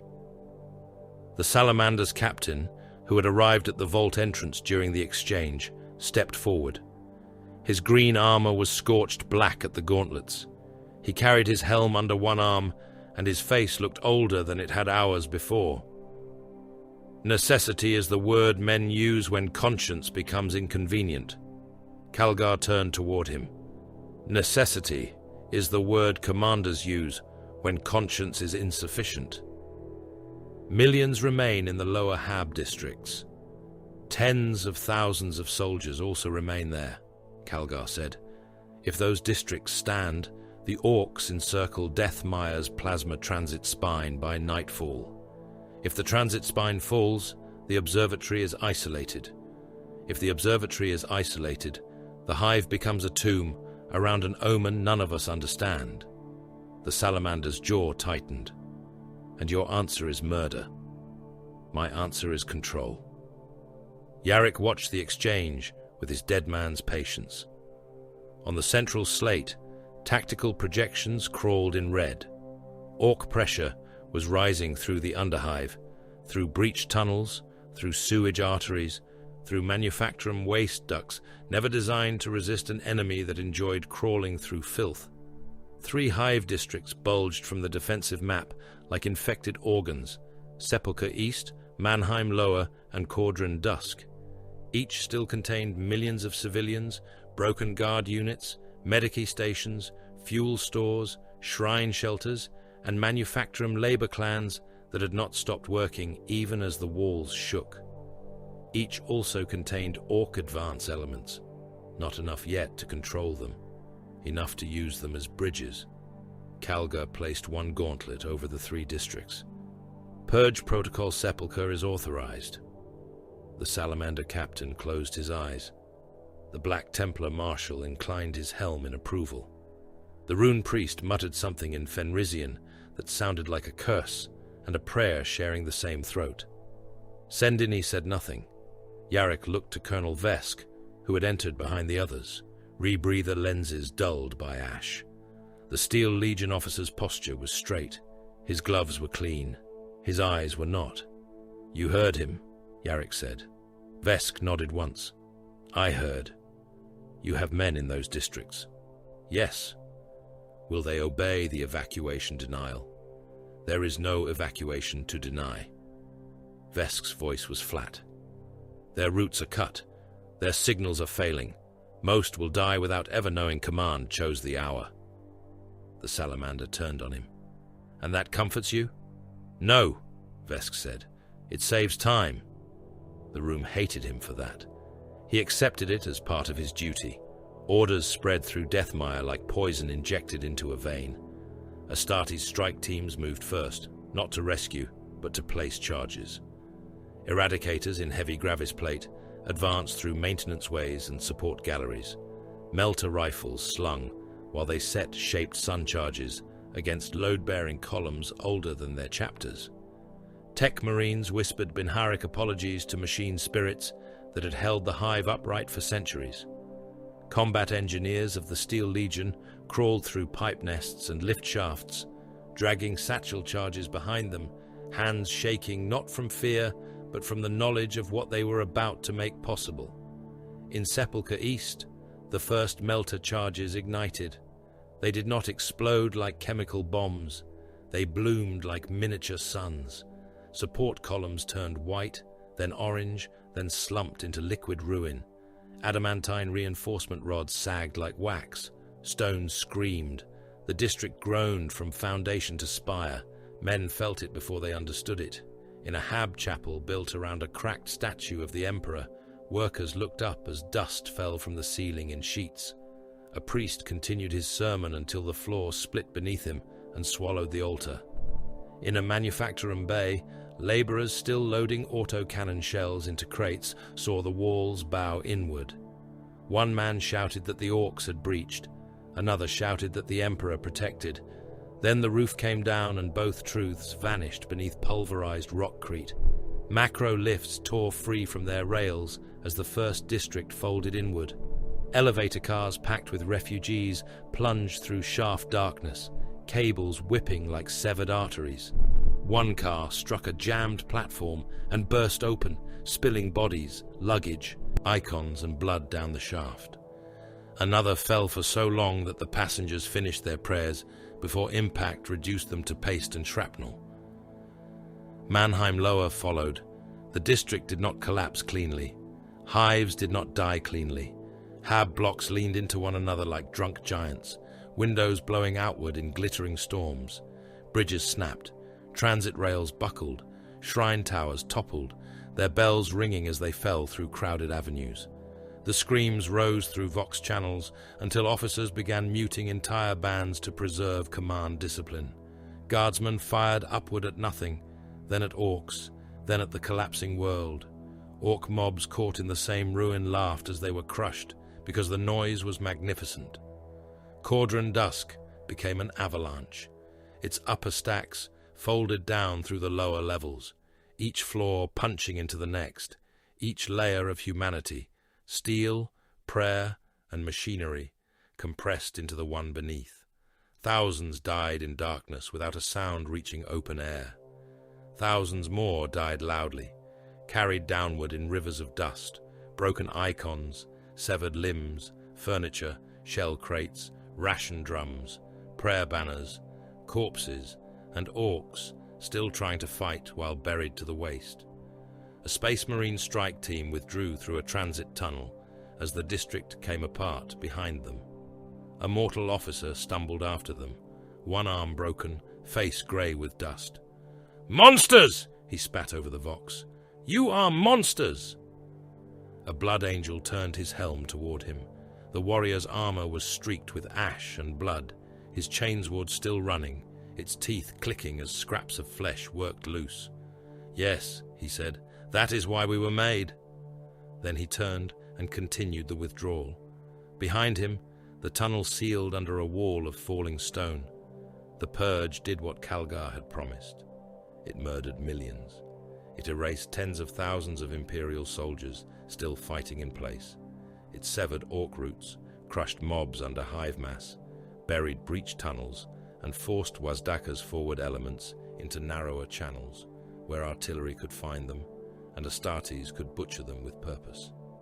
Tactical control improved across the Deathmire theater. The map became less red, less alive. In the command pit, the Salamander captain stood beside Calgar and watched casualty estimations scroll upward. He did not speak for a long while. When he did, his voice was low. "We saved the hive by killing it piece by piece." Calgar did not look away from the hololith. "Yes, and when there is nothing left to save, then we will have denied it to the enemy." The Salamander's eyes hardened. "That is not victory. In this galaxy," Calgar said, "it is often the nearest surviving relative." The orcs did not break. From the ruin of Sepulchre East, they crawled laughing. They emerged through dust clouds and broken ferrocrete, dragging themselves over crushed bodies, coughing black sludge, waving severed human limbs as trophies. One knob staggered from beneath a collapsed chapel arch with half his skull peeled open, brain visible and pulsing beneath torn green flesh. He shook a dead guardsman over his head and roared Wazdaka's name. Remember, don't forget to like, comment, and subscribe. Support helps. The mobs around him answered. More orcs clawed their way out from under rubble. Some had lost legs and used their arms to drag themselves forward, still biting at anything within reach. Some carried choppers made from rebar ripped out of the collapsed district. Some wore corpse strings around their necks, laughing at the Yumi trick that had made the war louder. Their morale did not crack under mass death. It swelled. Destruction was proof that the enemy cared enough to make the fight bigger. Wazdaka, Wazdaka, Wazdaka. The chant rolled through the shattered streets, deep and stupid and unstoppable. A Black Templar squad advanced to silence it. They did not silence it. They added to the noise. At the center of the crater where Caudron Dusk had been, Auspec's crews found the fifth omen. A single Aquila statue remained standing. Everything around it had liquefied, shattered, burned, or collapsed. Stone had run like wax. Steel had twisted into knots. Hab blocks had become grey slopes of dust and compacted bone. The air still shimmered with heat from the melter charges. Yet the statue stood in the center of the ruin, wings spread, twin heads turned toward opposite horizons, its base untouched atop a pillar of fused rockcrete no engineer had marked on any plan. An Ultramarines tech marine scanned it 3 times. No structural explanation, he reported. Magos Halbrecht received the data, processed it through 7 subroutines, and declared the result unacceptable. The Black Templars needed no subroutines. They entered the crater at dusk, walking through ash that had once been a district. The Marshal knelt before the statue. His warriors followed. Their armor clicked and settled. Their swords lowered point first into the dust. The chaplain with the broken Crozius haft raised the headless relic toward the Aquila, and for a moment the faint golden glow returned along the metal. The Emperor's footprint, the Marshal said. The name spread faster than command could stop it. By the time Calgar heard, guardsmen were already whispering it in trenches. Priests were already screaming it into vox horns. Wounded men were already asking to be carried there before death, as though a crater filled with murdered millions had become holy because one statue refused to fall. Yarrick heard the phrase from a vox operator, who looked half ashamed to repeat it. The old commissar stared through the bunker slit at the distant glow of the ruined district. "The Emperor's footprint," he said. The operator swallowed. "Do you believe it, my lord?" Yarrick's power claw opened and closed. "I believe men fight harder when they believe they have seen where a god has stepped. That is not the same." "No," Yarrick said, "it is more useful." The vox shrieked before the operator could answer. Static burst across every command band, then resolved into the cold voice of an orbital fleetmaster aboard the Macragge's Honor. Background alarms bled through the transmission. Behind them came the distant thunder of void shields taking fire. Priority transmission to Operation Imperator Command. Outer system augurs confirm mass translation signatures. Greenskin forward cruisers entering real space beyond the wreckage belt. Hull profiles and engine output exceed Speedwar classification. Calgar turned from the hololith. The Fleetmaster continued. "Additional contacts emerging. Too many for reliable count. Command assessment follows." No one in the chamber breathed loudly enough to hear. Wazdaka Gutsmek was not the invasion. The signal crackled. He was the spear tip. Above Armageddon, in the dark beyond the burning world, larger shapes began to gather. Wazdaka Gutsmek made a road out of Armageddon's dead. His warbike thundered over the ash wastes, with enough force to make the poisoned ground jump beneath its wheels. The tires were no longer black. They were red, green, grey, and yellow, with the crushed remains of men, orcs, grots, ration carts, sacred icons, broken rebreathers, and the soft matter that spilled from bodies when machines treated them as terrain. The wasteland had become slick beneath the Speedwar, and Wazdaka loved it. Dirt was dirt. Ash was ash. But corpses gave traction when there were enough of them. He leaned into the roar of his engines, iron jaw split in a grin, eyes bright beneath the soot crusting his brow. Ahead lay Hive Death Mire, a black fortress of smoke and rust and humy stubbornness. Between him and the hive stretched minefields, tank traps, trenches, artillery kill zones, burning districts, crater chains, and the shredded remains of Imperial lines. It was beautiful. Behind him, the speedway had swollen into something larger than an army. It had become a continent-crossing storm of metal, lungs, teeth, guns, and hunger. Speed freaks tore across the flats in packs, their red-painted bikes shrieking. Evil Sun's buggies jumped craters trailing streamers of flame. Goth mobs marched in brutal blocks around armored trucks. impatient with anything that delayed the moment of impact. Bad Moon's gun wagons rolled forward beneath absurd towers of Dhaka, every barrel firing, every crewman shouting louder than the last. Death Skull's looters dragged captured Imperial guns behind them with chains, arguing over ownership while using them on the move. Blood Axe infiltrators slipped ahead through the smoke, wearing stolen greatcoats and carrying knives longer than human arms.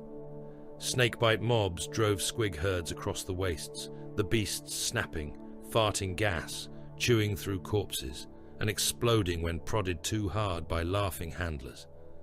Above them all, freebooter aircraft screamed through polluted cloud banks, dropping bombs, wreckage, grots, and insults with equal enthusiasm.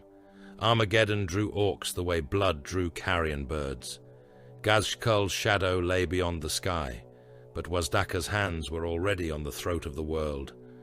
"Faster!" he roared. His nearest knob glanced over from a rattling wartrike. "Boss, the road's full of mines!" Wazdaka laughed so hard the grot tied to his rear engine began laughing too, though it did not know why. "Then send the lads with less teeth first." The order spread by hornblast, engine cough, and brute understanding. A mob of bikes surged ahead into the minefield, riders whooping, firing shooters into the smoke as if the bullets might frighten the explosives. The first mine lifted a bike into the air in a ball of dirt and flame.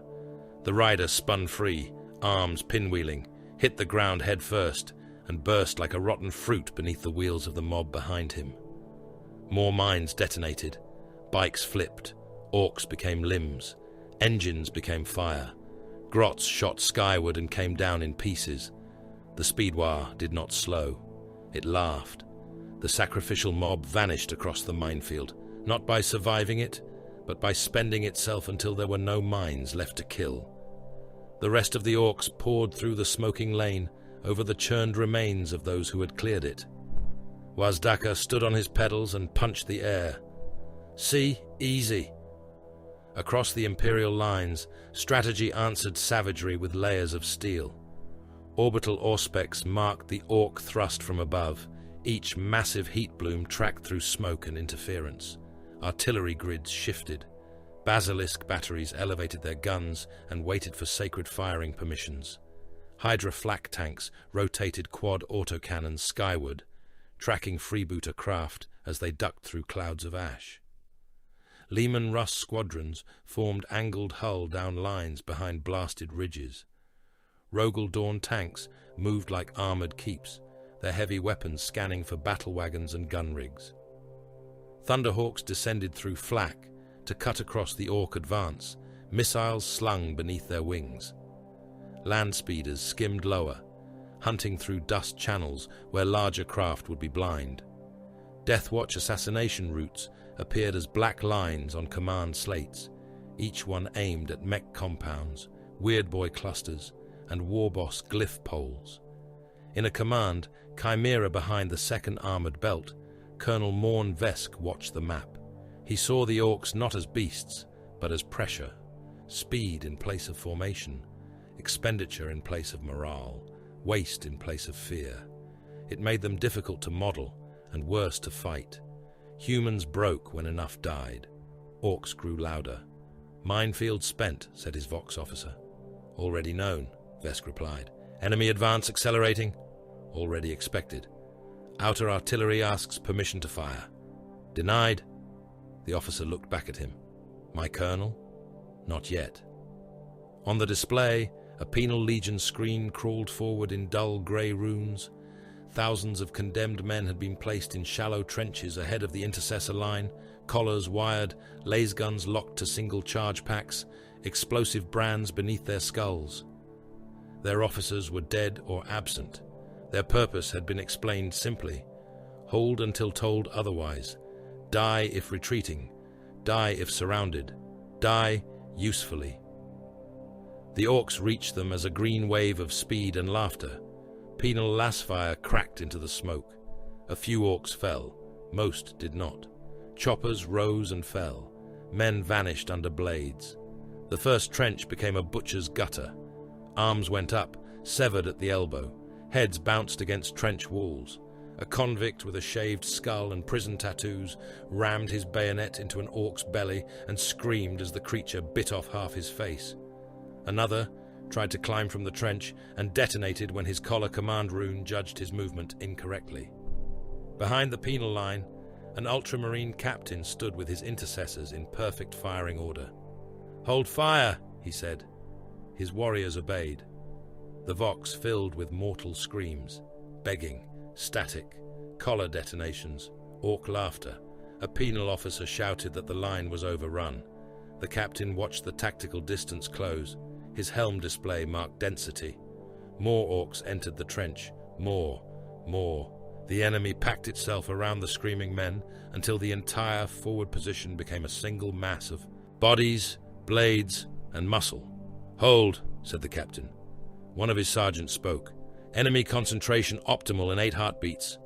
7. The penal line vanished. Not broke. Vanished. It was swallowed under green bodies and red mist. A few surviving convicts rose among the orcs, hands lifted, screaming for recognition, extraction, forgiveness, anything. Fire. The intercessors opened as one. Bolt rifles spoke in disciplined volleys. The trench became a detonation channel. Orcs burst apart, shoulder to shoulder. The surviving convicts died with them. Mass reactive shells punched through green muscle into human bodies beneath and exploded in layered sprays of meat, bone, flak armor, teeth, and mud. A penal soldier crawled over the trench lip with both legs gone and one hand lifted toward the blue giants. A bolt struck the orc behind him, passed through it, and detonated inside the man's back, scattering him across the parapet in red fragments. The captain watched his ammunition count fall. "Advance 10 paces. Maintain firing discipline." No one mentioned the penal legion again. Wazdaka hit the first armored belt before the basilisks finished their 3rd volley. The Earthshaker shells came howling down, and whole mobs disappeared in towers of flame and ash.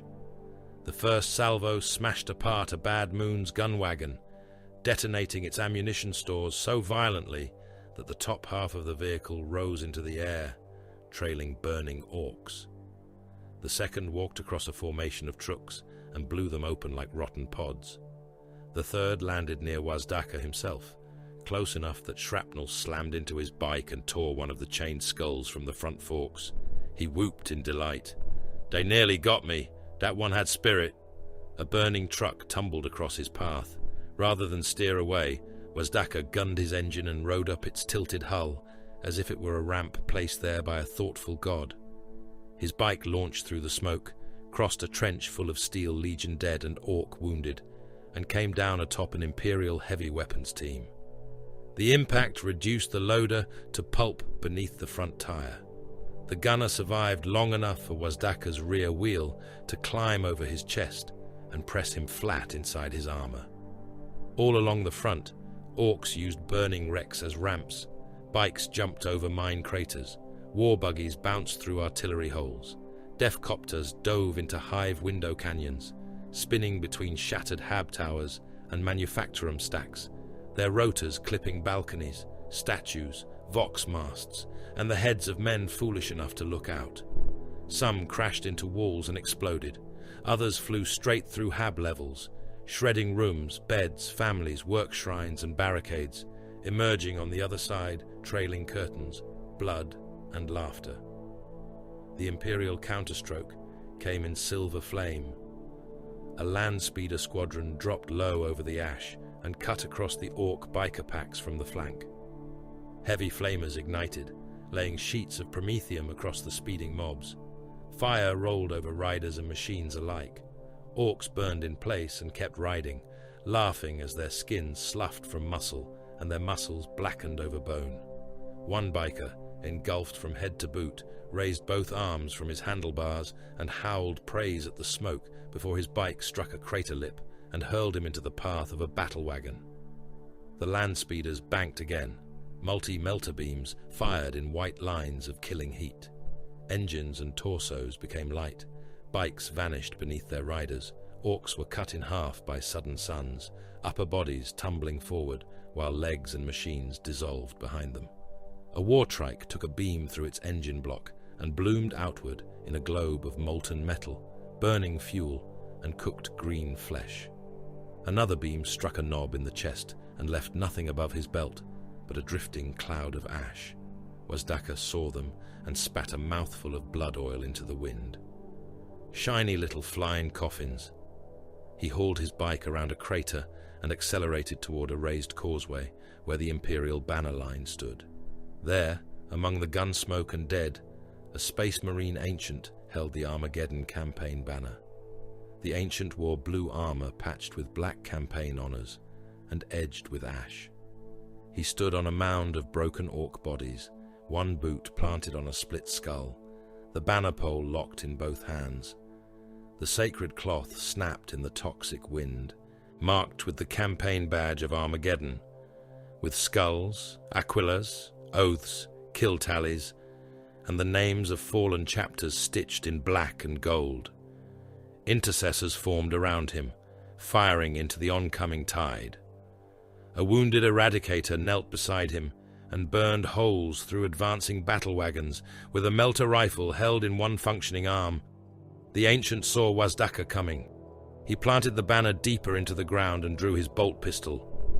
"Stand firm," he voxed. "For Armageddon, for the Emperor." Wazdaka hit the line like a shell fired by madness. His bike smashed through the first intercessor, crushing the warrior's legs and throwing him beneath the rear tire. A power claw swipe tore the helm from another Marine and most of the head within it. The ancient fired 3 shots. One bolt blew chunks from Wazdaka's shoulder. Another punched into his iron jaw and detonated against the crude metal without killing him. The third struck the bike's front armor and vanished into the engine with an angry clank. The orc laughed through sparks and blood. "Nice flag." The ancient met him with the banner pole as if it were a spear. The point struck Wazdaka's chest plate and snapped through a glyph plate. Wazdaka seized the pole with one hand and the ancient's helm with the other. For a moment, transhuman strength and orc brutality strained against each other. Ceramite cracked, metal bent. The banner whipped above them like a wounded bird. Wazdaka head-butted the ancient. The first blow cracked the Space Marine's faceplate. The second drove the helm inward. The third broke something wet. Wazdaka ripped the banner pole free, spun it in both hands, and beat the ancient across the side of the head with it. Once, twice. The third strike crushed the helm flat enough that blood and brain matter squeezed out through the shattered grille. An intercessor charged him. Wazdaka drove the banner pole through the Marine's chest, lifted him, and slammed him into another warrior hard enough to crack both suits of armor. He ripped the pole free and swung it like a club, breaking a third Marine's knee, then crushing his skull as he fell. Then he looked at the sacred cloth. It had dragged through mud, blood, burning oil, and orc gore. Wazdaka tore it loose from the pole and used it to wipe engine oil from the side of his bike. For a heartbeat, the battlefield seemed to stop around that act. Then the Black Templars saw it. The Marshal abandoned his defensive line without asking permission. His warriors followed because restraint was not a virtue they worshipped. They surged from their assigned causeway, with chains wards roaring and power blades ignited, black tabards snapping, helms turned toward the desecrated banner. The chaplain, with the broken Crozius haft, led them, screaming litanies that were half prayer and half execution order. Recover the oath cloth, slay the defiler, leave none breathing. The counterattack hit the orc flank with horrifying force. Templars carved through mobs in a frenzy of disciplined hatred. Choppers sparked from storm shields. Chainswords bit into green flesh and came free, clogged with ribs. A sword brother took a rocket to the chest, staggered through the explosion, and cut the orc who fired it in half from crown to groin before collapsing. The marshal himself split a knob's power claw at the wrist, then drove his sword through the creature's mouth and out the back of its skull. They killed beautifully. They killed too far forward. The line they abandoned buckled within minutes. Orc mobs poured through the gap into Deathmire's lower approaches. Speed freaks raced under broken causeways. Goth mobs smashed through barricades meant to delay them. Blood axes slipped into maintenance tunnels left uncovered by the Templar withdrawal. Death Skull's looters dragged heavy weapons into positions overlooking the hive gate. Wazdaka had not planned this with human cleverness. He had simply been offensive enough to make the enemy stupid with rage. From orbit, Calgar watched the gap open. Black Templar right anchor has advanced beyond assigned boundary, said an Ultramarines officer. I see it. Correction order? Already sent. They are not complying.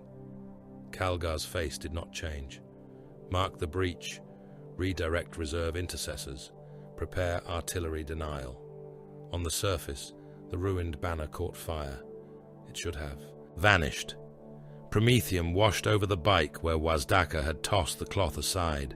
Flames consumed oil, flesh scraps, straps, and broken wood. The sacred fabric burned at the edges, blackening, curling, but it did not become ash.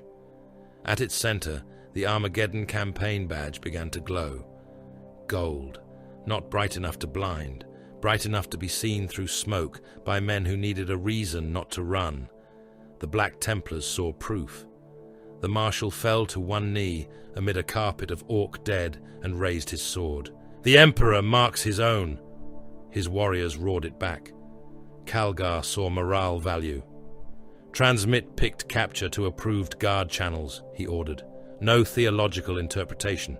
Caption it as banner recovered under fire. The Space Wolves rune priest saw bait. He stood on a broken parapet with blood drying in his beard, watching the glow through the storm. His eyes narrowed. The warp pressed at his skull like a hand trying to find a way in. Too many signs, he muttered. Too neat, too hungry. A young space wolf beside him hefted his axe. You think it false? I think traps work best when they smell like meat.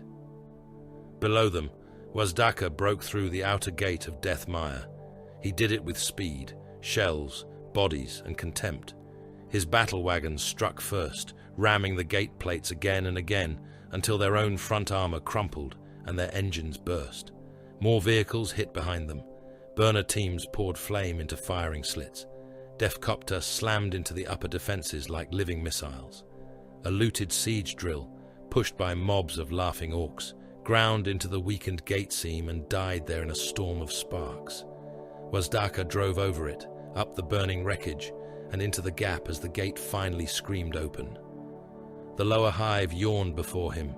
Darkness, smoke, gunfire, men, space marines, roads within walls, war inside a city made for dying. He lifted a crude vox horn from his handlebars and keyed every orc channel his mechs had nailed together. His voice rolled across the ash wastes, through the breach, over the burning causeways, into the ears of mobs still miles away, and mobs already killing inside the gate. "Old Bale Eyes in there," Wazdaka roared. "I can smell the mean old git." The speedwire answered him from horizon to horizon. Deathmire shook as the orcs poured in. Deathmire became 1,000 wars stacked atop one another. The orcs were inside the hive now, and the hive punished every living thing within it for the insult.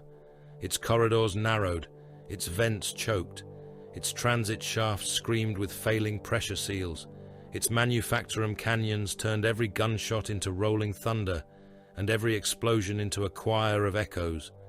The lower levels flooded with sewage, promethium runoff, and blood until the dead floated face down, beside rusted devotional plaques and spent shell casings. The upper hab stacks burned from within, their windows glowing orange like furnace slits in the skull of a dying giant. Every level fought its own apocalypse.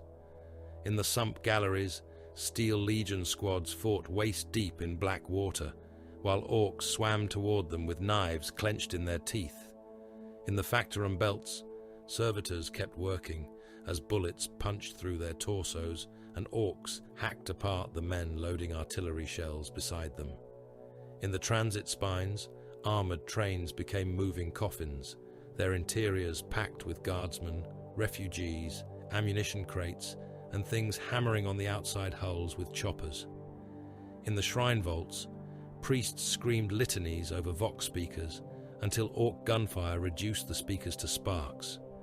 In the upper gantries, space marines hunted through smoke, their helm lenses shining like judgment seen through a corpse fire. Hive Deathmire had become a machine that digested humans into ammunition and then fed that ammunition into the mouths of monsters. The Death Watch entered the war beneath the skin of it, their teleport homers activated in an abandoned munitions counting house 3 levels below the observatory ridge. For a heartbeat, the room became lightning. Black armored giants stepped out of the flash, silver left arms gleaming, weapons raised before the teleport flare had faded. The air smelled of ozone, machine incense, and old paper. Servo skulls chained to the ceiling spun in panic and collided with one another, spilling parchment strips like shed skin. Watch Sergeant Kaidor made no speech. He had no use for speeches. Orcs did not require inspiration to kill. Space Marines did not require inspiration to obey. "Targets," he said.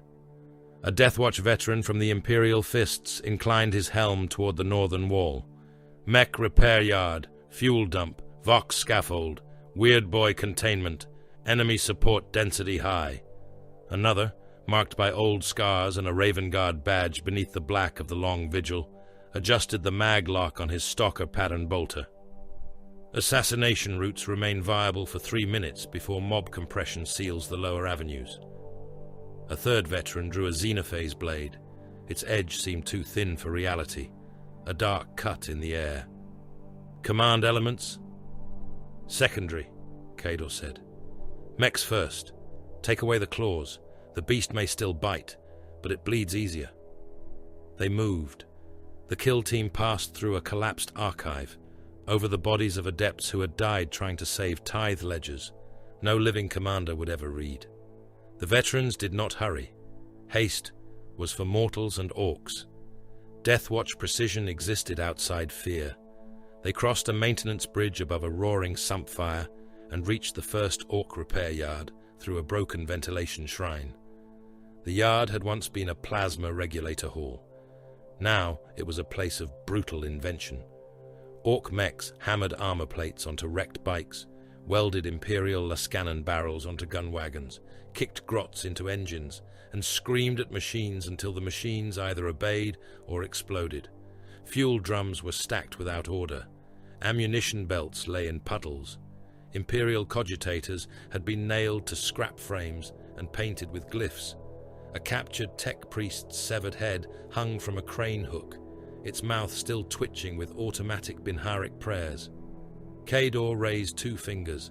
The stalker bolters spoke first. Suppressed shots cracked through the hall, sharp and final. A mech's head snapped backward, his welding mask bursting apart as specialist ammunition detonated inside the skull. Another took a round through the throat and fell clawing at the hole, while oil and blood pumped between his fingers. A Weird Boy handler turned toward the sound and lost both knees to a bolt, dropping just in time for the xenophase blade to pass through his skull without resistance. Then the melter charges detonated. Sunfire bloomed beneath the fuel stacks. The repair yard became a pressure wave wrapped in flame. Orcs, grots, engines, tools, fuel drums and gun parts lifted from the floor together, smashed against the ceiling, and came down burning. One mech survived the first blast, staggering out with half his face missing and both arms on fire. Kaidor shot him once through the chest. The shell exploded in the mech's torso and sprayed the wall with ribs, oil sacs, and lung meat. "Yard neutralized," said the Raven Guard veteran. Kaidor was already moving. "Next!" They crippled the second yard with poisoned data scrap. A watch veteran rammed an encrypted spike into a looted cogitator stack, feeding crude targeting corrections to orc gun rigs. The machine spirit inside the cogitator screamed through its speakers, offended beyond madness. The orc code feeding through it began to rot. Fuel valves opened at random. Ammo loaders reversed. Grot riggers were dragged into feed belts. A battle wagon's main gun traversed slowly, fired into the vehicle beside it, and detonated both in a storm of metal and screaming. The fuel dump died to melter. The Vox scaffold died to silence. Deathwatch snipers climbed its ribs, placed bolt rounds into every mech operating the relay, and left the structure standing but deaf. Orc channels across the lower hive broke into static, overlapping orders, engine noise, and several mobs yelling at one another until they began fighting over which direction led to the best war. The operation succeeded. Then it revealed something worse. The Deathwatch found the amplifier in a cathedral pumping station below the observatory ridge.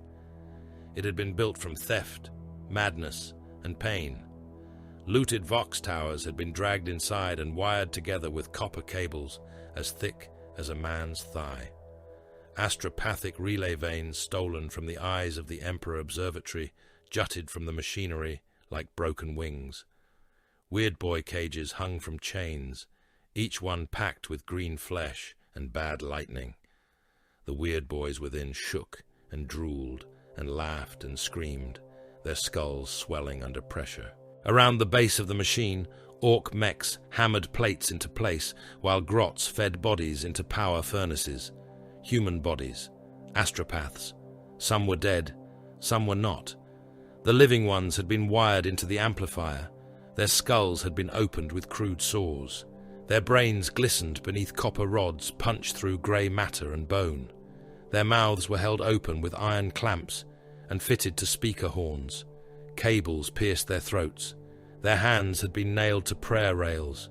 They chanted without will, without sight, without sanity, forced to drag the golden omen into the orc's psychic thunder and make it louder, uglier, greener. "Hold the mire," one croaked through a horn. The machine twisted the phrase. "Hold the mire! Hold the fight! Hold the noise!" A weird boy cage flashed with sick green light. The Deathwatch veterans paused for less than a heartbeat. "Assessment," Kador said. "Enemy attempting conversion of astropathic phenomenon into Wa resonance," said the Imperial Fist veteran. His voice was flat. Amplification crude, potentially catastrophic.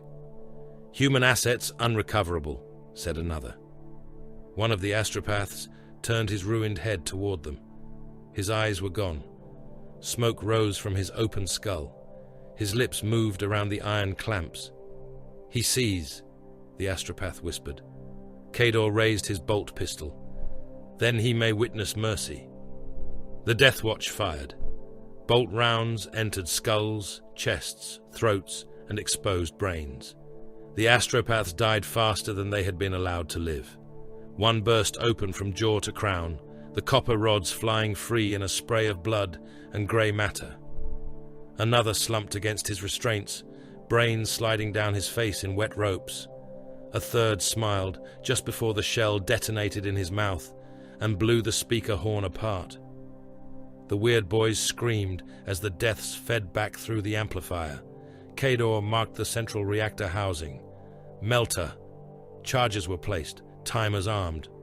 The kill team withdrew through gunfire as orc mobs realized something precious and loud was being taken from them. Choppers clanged from black armor. Bolters barked at point-blank range. A veteran drove his Xenophase blade through a nob's chest and watched the creature fall in two halves that did not understand they had been separated. The amplifier died behind them in a sunrise of stolen souls. The blast shook the lower observatory levels and sent green lightning crawling through the walls. Weird boy cages burst. Orc mechs were vaporized. The chained astropath corpses burned until nothing remained but blackened restraints and teeth fused to copper. Above, in the core chamber of the eyes of the Emperor, Magos Halbrecht found the shard. It lay embedded within the observatory's ancient heart, half buried in black metal and devotional circuitry. It was no larger than a broken knife blade, but the machine around it bent toward it, as if in reverence or fear. Its surface was blackened, yet beneath the carbon scoring there were flashes of a deeper metal, warm and rich and impossible to mistake for common gold, auramite-like. Not confirmed, never confirmed. Halbrecht knew better than to name what he could not prove. His data tethers moved around the shard without touching it. Auspec's beams struck its surface and returned corrupted, rewritten, or singing. Radiation profiles unfolded across his internal display, then sealed themselves behind access protocols he did not possess and had never known existed. Some of the return codes resembled classifications used only in inquisitorial vaults. Some resembled nothing at all. One subroutine attempted comparison to custodian relic architecture and deleted itself. The Black Templar Marshal stood beside him, sword point resting against the floor. "What is it?" "Unknown," Halbrecht said. "Do not insult me with caution, priest." Caution is the only reason I still possess functional cognition. The shard's material behavior resembles auramite in partial spectrum. Its radiation profile resembles records unavailable under my current authority. Possible origins include custodian artifact degradation, Golden Throne adjacent relic contamination, ancient Crusade-era machinery, or unrelated archaeotech of extreme sanctity. The Marshal knelt before it. Halbrecht's optics clicked in irritation. "Your posture is not data. It is a fragment of divine will. That is not data either. It is truth." The Space Wolves rune priest, standing near the chamber entrance with blood drying at his nostrils, stared at the shard as if it had stared first. "It is bait," he muttered. The Marshal rose slowly. "You tire me, Wolf." "Good. Tired men make fewer mistakes." Before the argument could sharpen, the observatory shook. Wazdaka had reached the ridge. His attack came upward through every stairwell, lift shaft, maintenance throat, and broken transit tube below the eyes of the Emperor. Orcs flooded the approaches in a green crush, climbing over barricades, over their own dead, over flaming wreckage, over the bodies of grots flattened beneath their boots.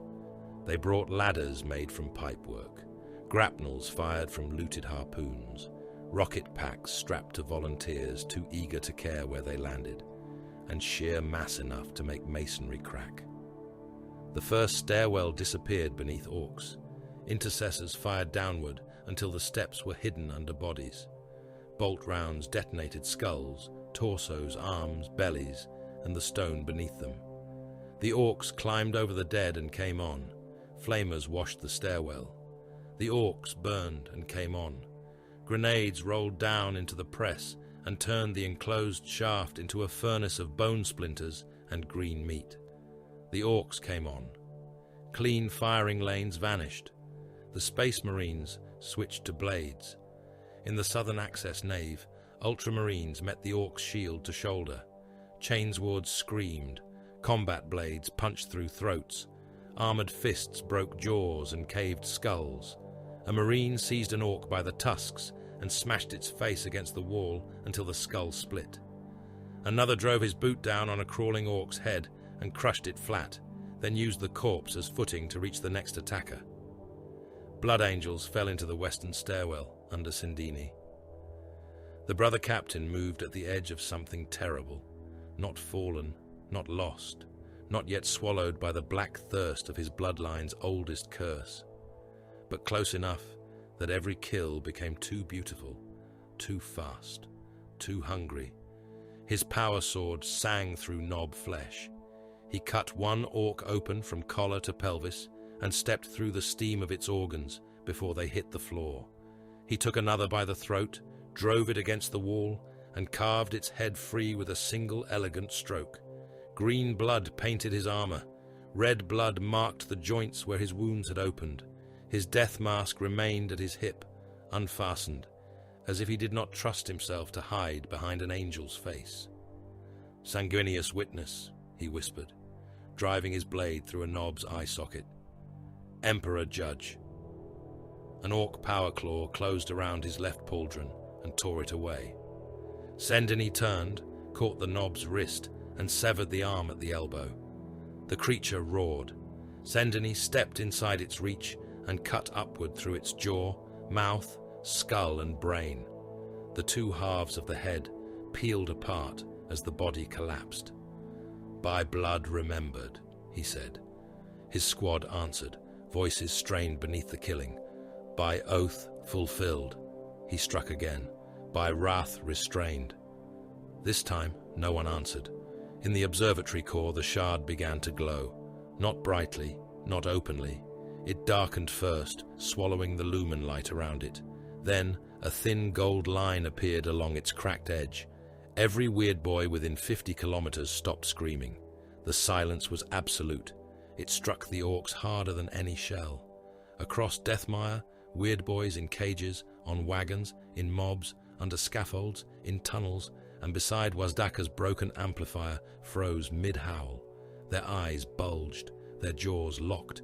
Green lightning crawled under their skin, searching for somewhere to go and finding only flesh. The eyes of the Emperor broadcast one pulse. It moved through the hive without sound. It passed through stone, steel, smoke, bone, and soul. It washed over the battlefield like a command given by something too vast to be heard as language. The weird boys ruptured. One burst in his cage, skull splitting open like an overripe fruit, brains spraying the boys around him with green fire. Another exploded from the chest outward, ribs punching through his own skin as lightning poured from his mouth. A third rose into the air above a mob, arms spread, laughing for half a second before his head detonated and rained brain matter, teeth, and sparks across the orcs below, along the lower. Hive, weird boy after weird boy died in sequence, each one a flash of green lightning and wet impact. For a handful of breaths, the Wa fell silent. The orcs stared. The Space Marines used the silence to kill. Bolters spoke. Chainswords bit. Flamers roared. Power fists crushed bodies into walls.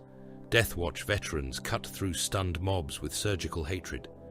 Black Templars chanted that the Emperor's gaze had burned the witch filth from the enemy host. Magos Halbrecht recorded everything, refusing every conclusion that tried to form in his logic engines. The rune priest fell to one knee, not in worship, but because blood had filled his throat. Wazdaka stood amid the halted mobs below the observatory stair. Green brain matter spattered across his face, tusks and iron jaw. He blinked, then he began to laugh. It started as a cough, then a bark, then a roar. Around him the orcs heard it and remembered themselves. One laughed, another, a mob, a level, a hive throat full of them.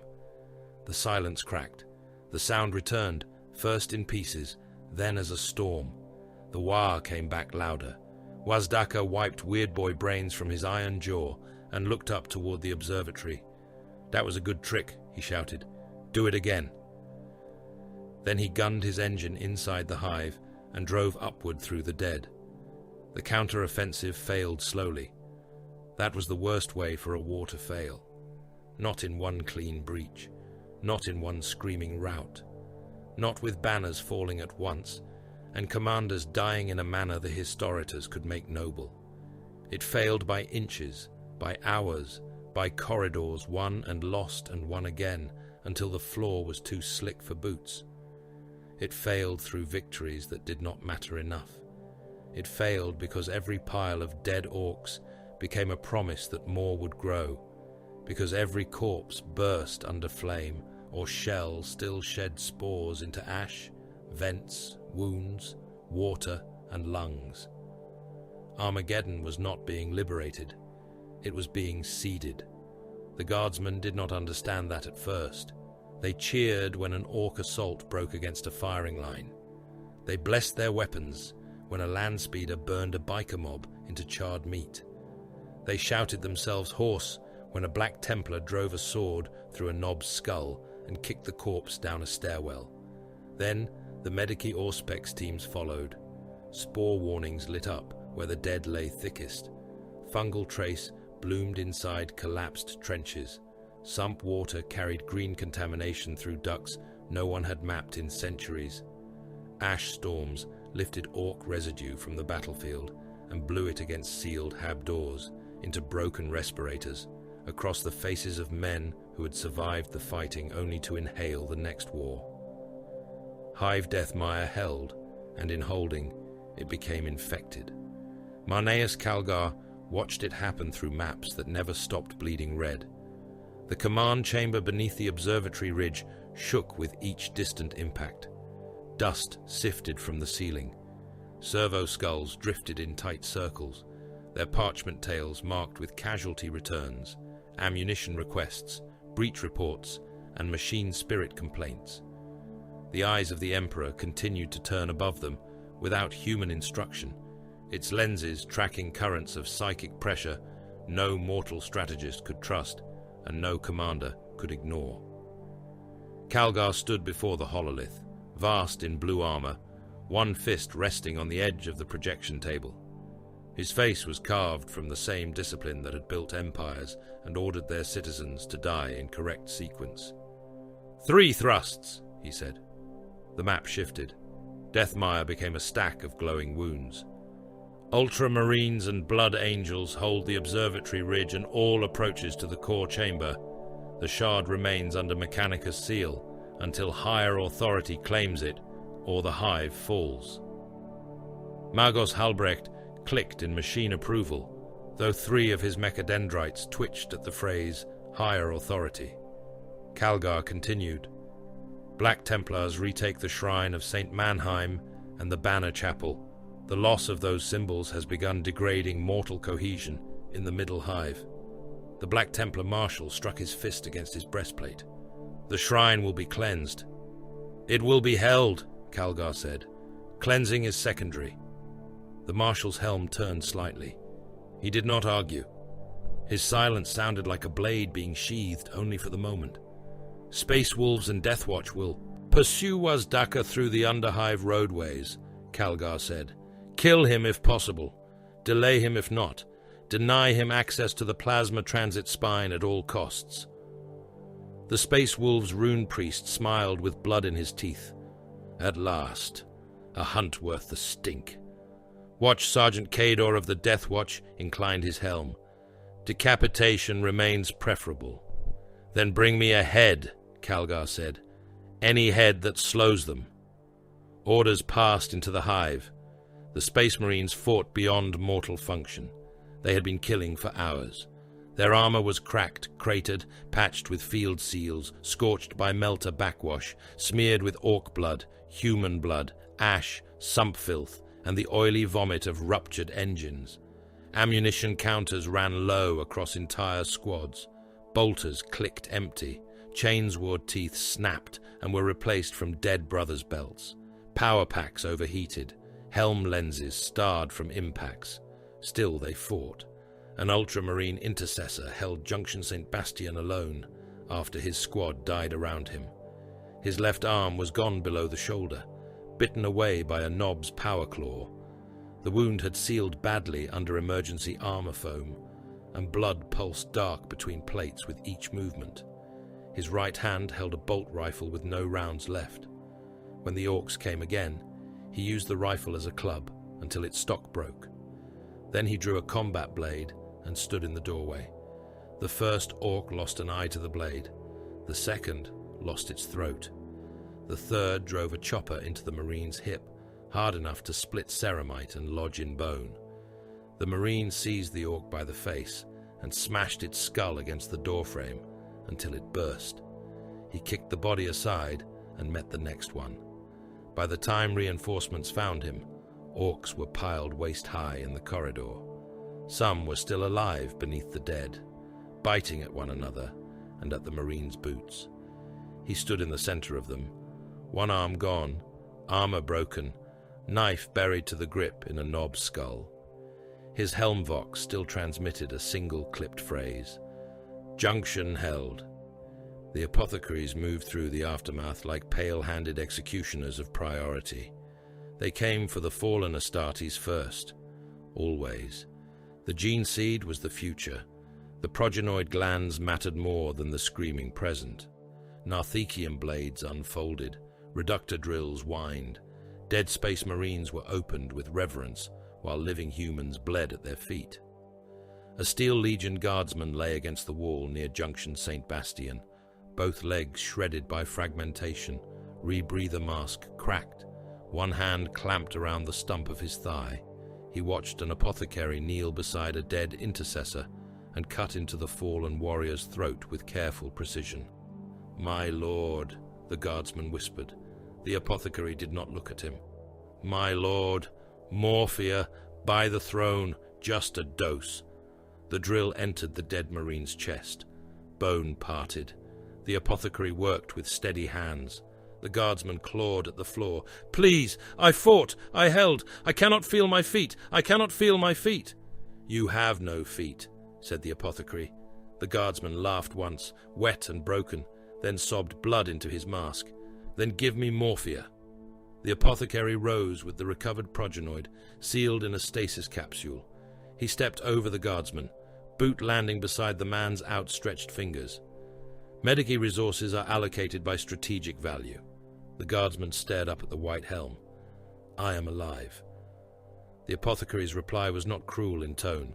That made it worse. Temporarily. He moved on to the next fallen brother. The guardsman watched him go, still begging, until orc spores drifting through the corridor began to settle in the blood pooling under his body. Yarrick confronted Calgar beneath the observatory after the casualty returns from the lower hive arrived.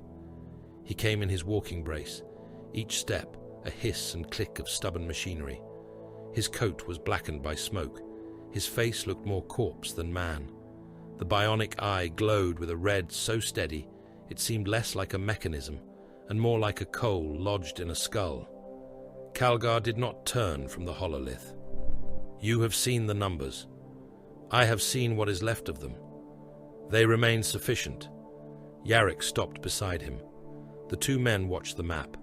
One was a transhuman lord of war, gene-wrought, armored, and ancient in glory. The other was old meat held upright by steel.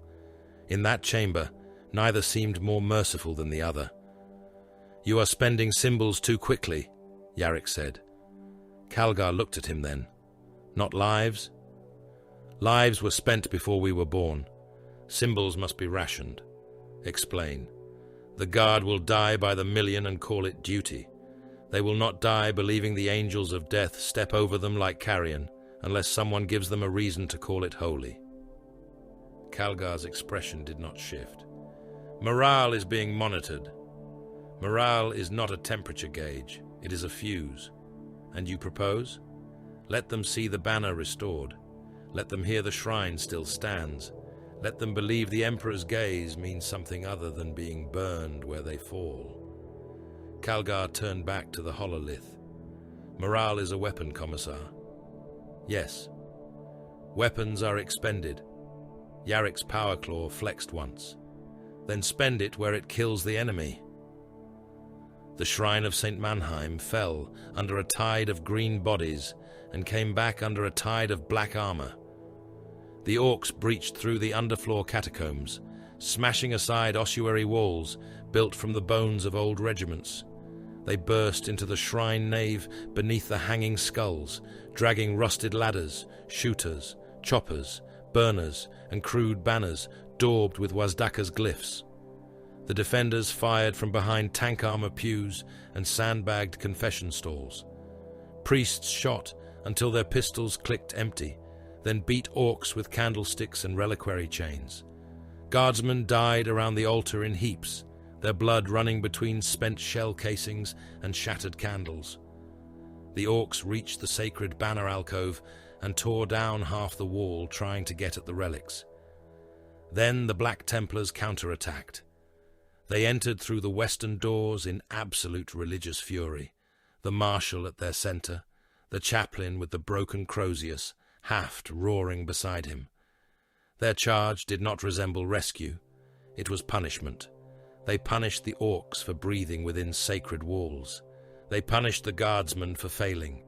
They punished the shrine for needing them. They punished themselves by advancing into fire with no thought of living through it. "Only the faithful stand," the chaplain thundered. "Only the obedient die clean." A knob charged him with a two-handed axe made from a tank hatch. The chaplain caught the blow on his forearm, armor splitting, bone cracking beneath ceramite. He drove the glowing haft into the knob's mouth and out through the back of its neck, then tore it sideways, ripping jaw, tongue, spine and throat into a wet ruin. The marshal cut his way to the altar. His power sword burned through green flesh and crude armor. An orc fired a shooter into his chest at point-blank range. The round sparked from his breastplate and tore parchment oaths to shreds. The marshal seized the orc by the throat and crushed until the head bulged, eyes bursting from pressure before the neck snapped. Around them, the shrine floor vanished under bodies. The fighting became a knee-deep mash of orc muscle, human bones, shattered candles, broken teeth, shell casings, rosary beads, severed hands, and blood thick enough to pull at boots. Chainswords clogged and were revved harder until they spat ropes of meat across the icons. Bolt pistols fired into faces. Choppers opened Templar tabards and bit into black armor. One sword brother lost his helm and half his scalp, then killed 4 orcs before a cleaver split his face to the chin. Another dragged himself forward with both legs gone, firing his pistol until a Goth stamped down and burst his skull beneath an iron boot.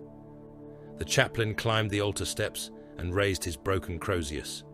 Every vox channel in the hive opened, not with static, not with orc noise, not with command code.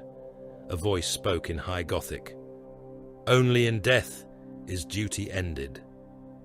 Every Imperial soldier knew the phrase. It was carved above barracks gates. It was stamped into primer books. It was muttered by commissars over firing squads and whispered by dying men who had no better prayer left. But the voice was wrong. Not humanly sourced, not transmitted from any identified relay. Too deep, too vast, too close. It spoke inside helmets and vox beads and bunker speakers and dying astropathic receivers with the same force. Men dropped to their knees in the middle of firefights. Some died. There. Others rose screaming and charged. The Black Templars went mad with faith. The Space Wolves rune priest heard it in the Underhive roadways while hunting through smoke beside the Death Watch. He staggered against a wall of sweating iron, one hand pressed to his skull. Blood ran from both nostrils now. His wolf skull charms rattled, though there was no wind. A Space Wolf pack leader grabbed his arm. "Priest, speak." The rune priest looked down the tunnel where orc engine noise echoed like thunder trapped underground. "They are real," he said. The pack leader bared his teeth. "The omens? Aye, they are real. You call them holy now?" The rune priest spat blood onto the road. "No, a god's hand and a monster's claw look much the same when they close around your throat." Watch Sergeant Kador glanced toward him. "Operational relevance." The rune priest straightened, eyes hard. "It is watching the hive." "The Emperor?" "Something with a throne-shaped shadow." Kador chambered a specialist round. "Then we proceed as if observed." The hunt found Wazdaka near the Underhive road called the Red Road. It had earned the name long before the current invasion. It was a sealed arterial route beneath Deathmire, wide enough for heavy carriers, lined with rusted lumen strips, broken toll shrines, traffic icons, corpse niches, and armored turnouts where tanks had once passed in disciplined columns. Now it was choked with wreckage, orc bikes, burning transports, dead civilians, dead guardsmen, dead orcs, and fumes thick enough to blind mortal eyes. Yarrick reached the Red Road because he understood orcs better than most living men. He knew Wazdaka would seek the fastest path through the hive. He knew the orc would not resist a road named by slaughter. He knew the beast would smell legend and drive toward it. The old commissar stood beside a wrecked chimera in the center of the roadway, brace locked, stormcoat stirring in the heat wash. Around him, a handful of Steel Legion survivors took positions behind barricades of broken metal and corpses. They looked too exhausted to fear properly. That made them useful. "Hold fire until I command it," Yarrick said. A sergeant with a cracked rebreather looked at him. "My lord, If he comes at speed, we will have one volley. Then make it a good one. The engines came first. They grew from vibration to roar to physical pressure. Lumen strips flickered along the red road. Dust fell from the ceiling. Wazdaka burst through the smoke on his bike, surrounded by a pack of speed freaks and knob riders, all of them firing, laughing, and bouncing off the walls in showers of sparks. Yarrick raised his storm bolter. Now! The barricade fired. Laser guns cracked. Crack missiles streaked. A melter blast turned one bike into white vapor. Another rider slammed into the ceiling and came down in pieces. Yarrick fired into Wazdaka's engine housing, bolt shells hammering sparks from plates, chains, glyphs, and pistons. The orc swerved, laughing, and came straight for him. The duel was not honorable. Wazdaka did not dismount. He tried to run Yarrick down. The warbike hit the Chimera wreck beside him and climbed it like a ramp, front wheels snarling. Yarrick's walking brace screamed as he threw himself sideways with the help of servo pistons and old hate. The bike passed close enough for its tire spikes to rip through his coat and tear meat from his side. He fired upward as it passed. One bolt found an exposed pipe. Another struck a fuel regulator. The third punched into something important enough to make the engine cough black flame. Wazdaka hauled the bike around in a skid that crushed two of his own boys against the wall. "Old Bale Eye," he roared. "Still got some bite." Yarrick rose slowly, blood running down one leg. "Come closer and count my teeth." Wazdaka came closer. The bike charged again, damaged engine shrieking. Yarrick waited until the last instant, then stepped into the path rather than away from it. His power claw snapped out and caught a fuel line hanging beneath the engine block. The impact tore his shoulder nearly from its socket. Pain turned his vision white. The brace locked to keep him upright. The claw closed. He ripped the line free. Fuel sprayed across the bike's underside, across the road, across Yarrick's coat. A Steel Legion trooper fired a las bolt that went wide. It struck the fuel mist anyway. The underside of Wazdaka's bike ignited.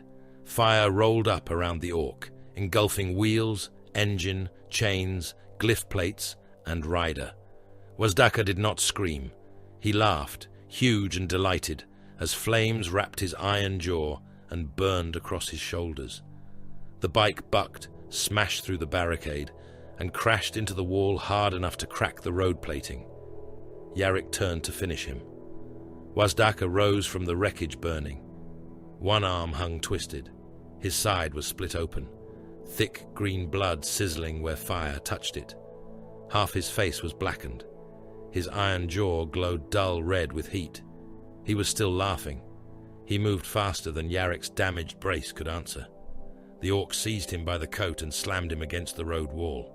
Yarrick's skull struck metal. His vision broke into red fragments. The power claw came up, but Wazdaka kicked the brace joint and sent the old man to one knee. Around them, the red road dissolved into close slaughter as space wolves, Death Watch, Steel Legion, and orcs crashed together in the smoke. Yarrick tried to raise his storm bolter. Wazdaka stamped on it and crushed the weapon against the road. "Not yet," the orc growled. "Da boy's gotta see this." Yarrick spat blood onto the burning floor. "You talk too much." Wazdaka bent low, fire crawling across his shoulders, laughter rumbling through his chest. "And you ain't dead enough." He grabbed Yarrick by the collar and the brace harness, dragging him through oil, blood, and burning fuel toward the deeper dark of the red road. The old commissar's power claw scraped sparks from the floor. His bionic eye still burned. Behind them, the space wolves howled and fought to break through. Deathwatch bolters cracked in the smoke. Orcs chanted Wazdaka's name until the tunnel shook. Yarrick did not cry out. The red road swallowed him anyway. Yarrick was captured, and the old man did not break. Wazdaka Gutsmek dragged him through the red road by the brace harness and the torn collar of his storm coat, laughing hard enough to shake soot from the tunnel ceiling. The orc was still burning in places. Blue-black flame licked around the wrecked fuel lines hanging from his warbike's shattered engine housing. His shoulders smoked. His iron jaw glowed dull red where heat had sunk into the metal. Green blood ran from his side in thick ropes and sizzled when it touched the burning road. He did not care. Yarrick cared even less. His walking brace had been half ruined. One servo caliper dragged behind him in sparks. His ribs shifted with every breath. Blood had dried black beneath his nose, and fresh blood ran from one ear. The world came in pulses. Firelight, engine roar, orc laughter. The impact of his body against broken road plates, the taste of iron, the hate that kept him awake. He had no illusions about his own strength. Not anymore. Gazkul had taught him what even legend could not endure forever. Icaria had broken him. The space wolves had rebuilt enough of him to stand, but not enough to pretend he was whole. He was old. He was wounded. He was a corpse with orders. But he was still Sebastian Yarrick, and every orc in the tunnel knew it. They gathered as Wazdaka dragged him past. Speed freaks, goth brutes, death skull looters, burner crews, wounded knobs, grots with knives, and mobs of boys slick with blood and oil. They shoved one another for a better look. Some shouted threats, some spat, some laughed, some fell silent in a way orcs rarely did, their crude eyes narrowing at the sight of the old human with the burning bionic gaze. Old Baal Eye. The name moved through them like a growl. Yarrick understood orcs better than most men ever would. He understood their hate because it was simple. He understood their admiration because it was unwilling.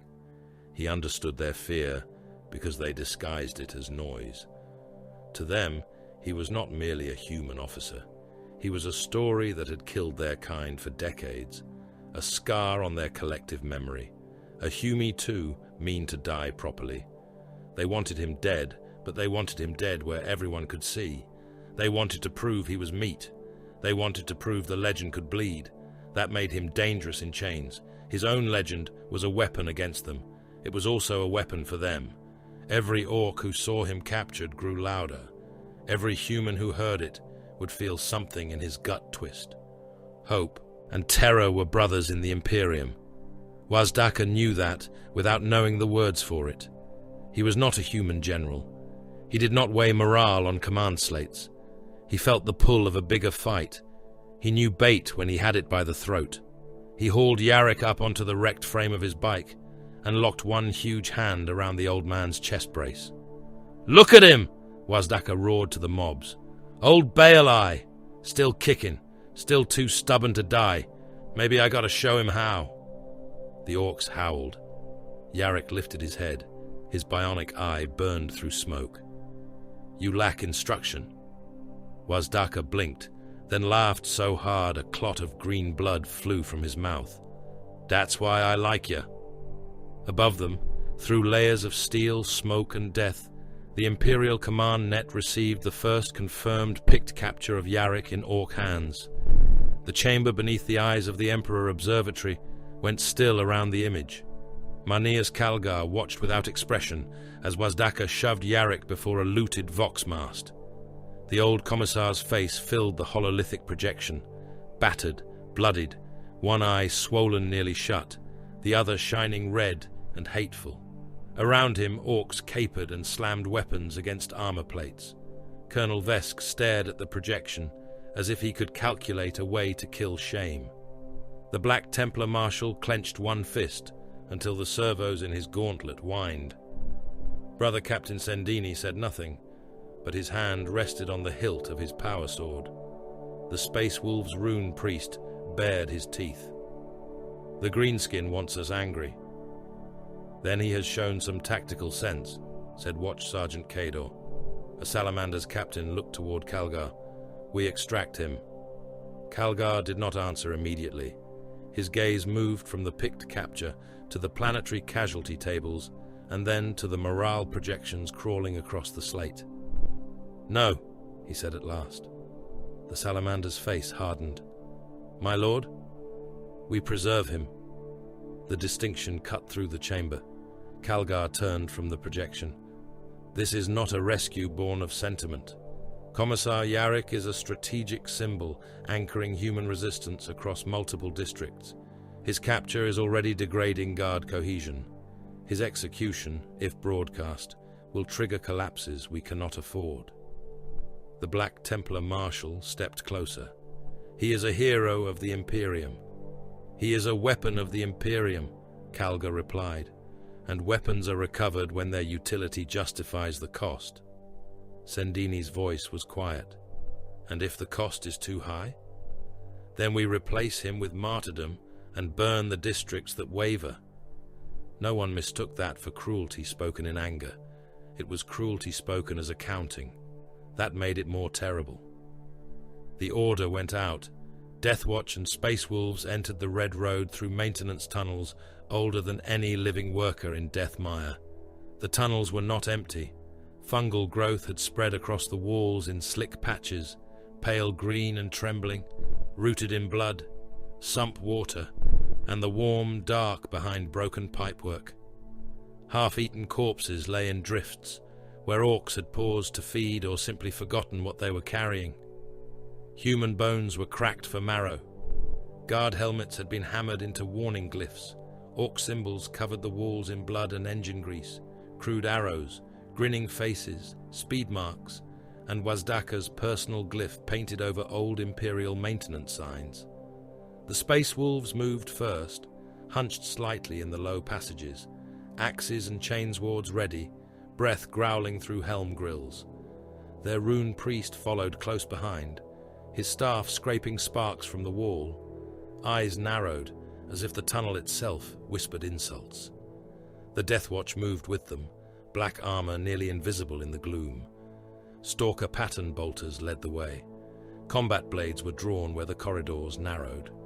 Kador marked fungal concentrations, enemy spore, heat traces, and likely ambush points without speaking aloud.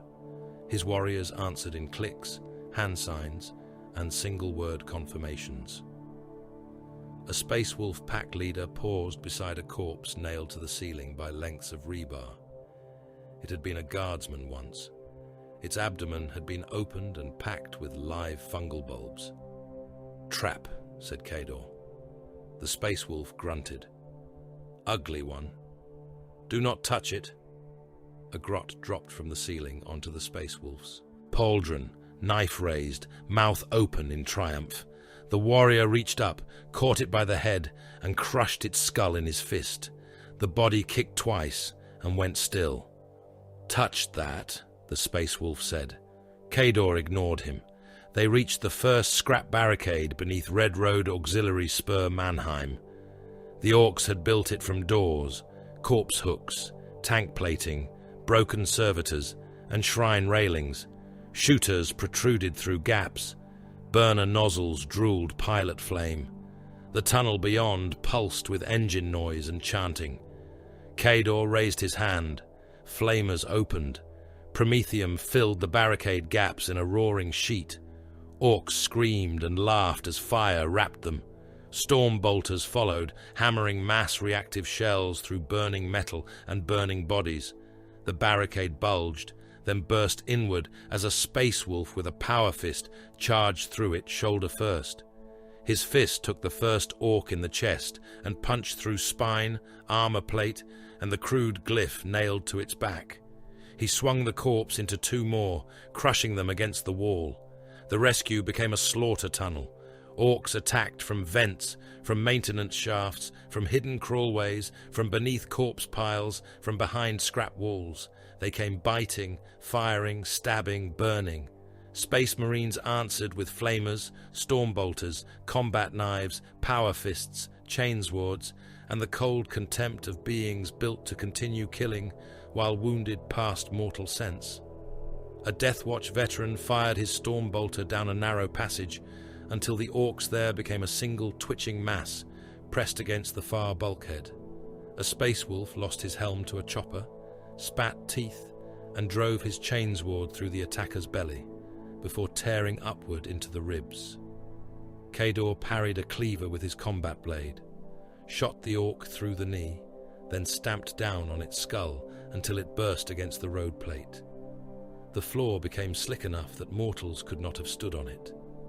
Blood, oil, sump slime, spore pulp, and fragments of organ meat coated the tunnel. Orcs slipped and laughed as they fell, clawing forward on hands and knees to keep fighting. A Death Watch Marine caught one under his boot and pinned it, then fired into the next wave without looking down. The pinned orc gnawed at his greave until the Marine crushed its head. In the Red Road proper, Wazdaka had found an Imperial Vox relay and made it ugly. His mechs had dragged the mast from a signal station and welded it to the back of a broken troop carrier. Cables ran into orc engines, human batteries, looted cogitators, and a weird boy cage now empty except for smoke and teeth.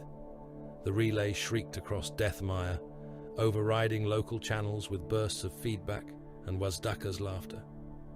Yarrick hung from chains before it. They had not stripped him.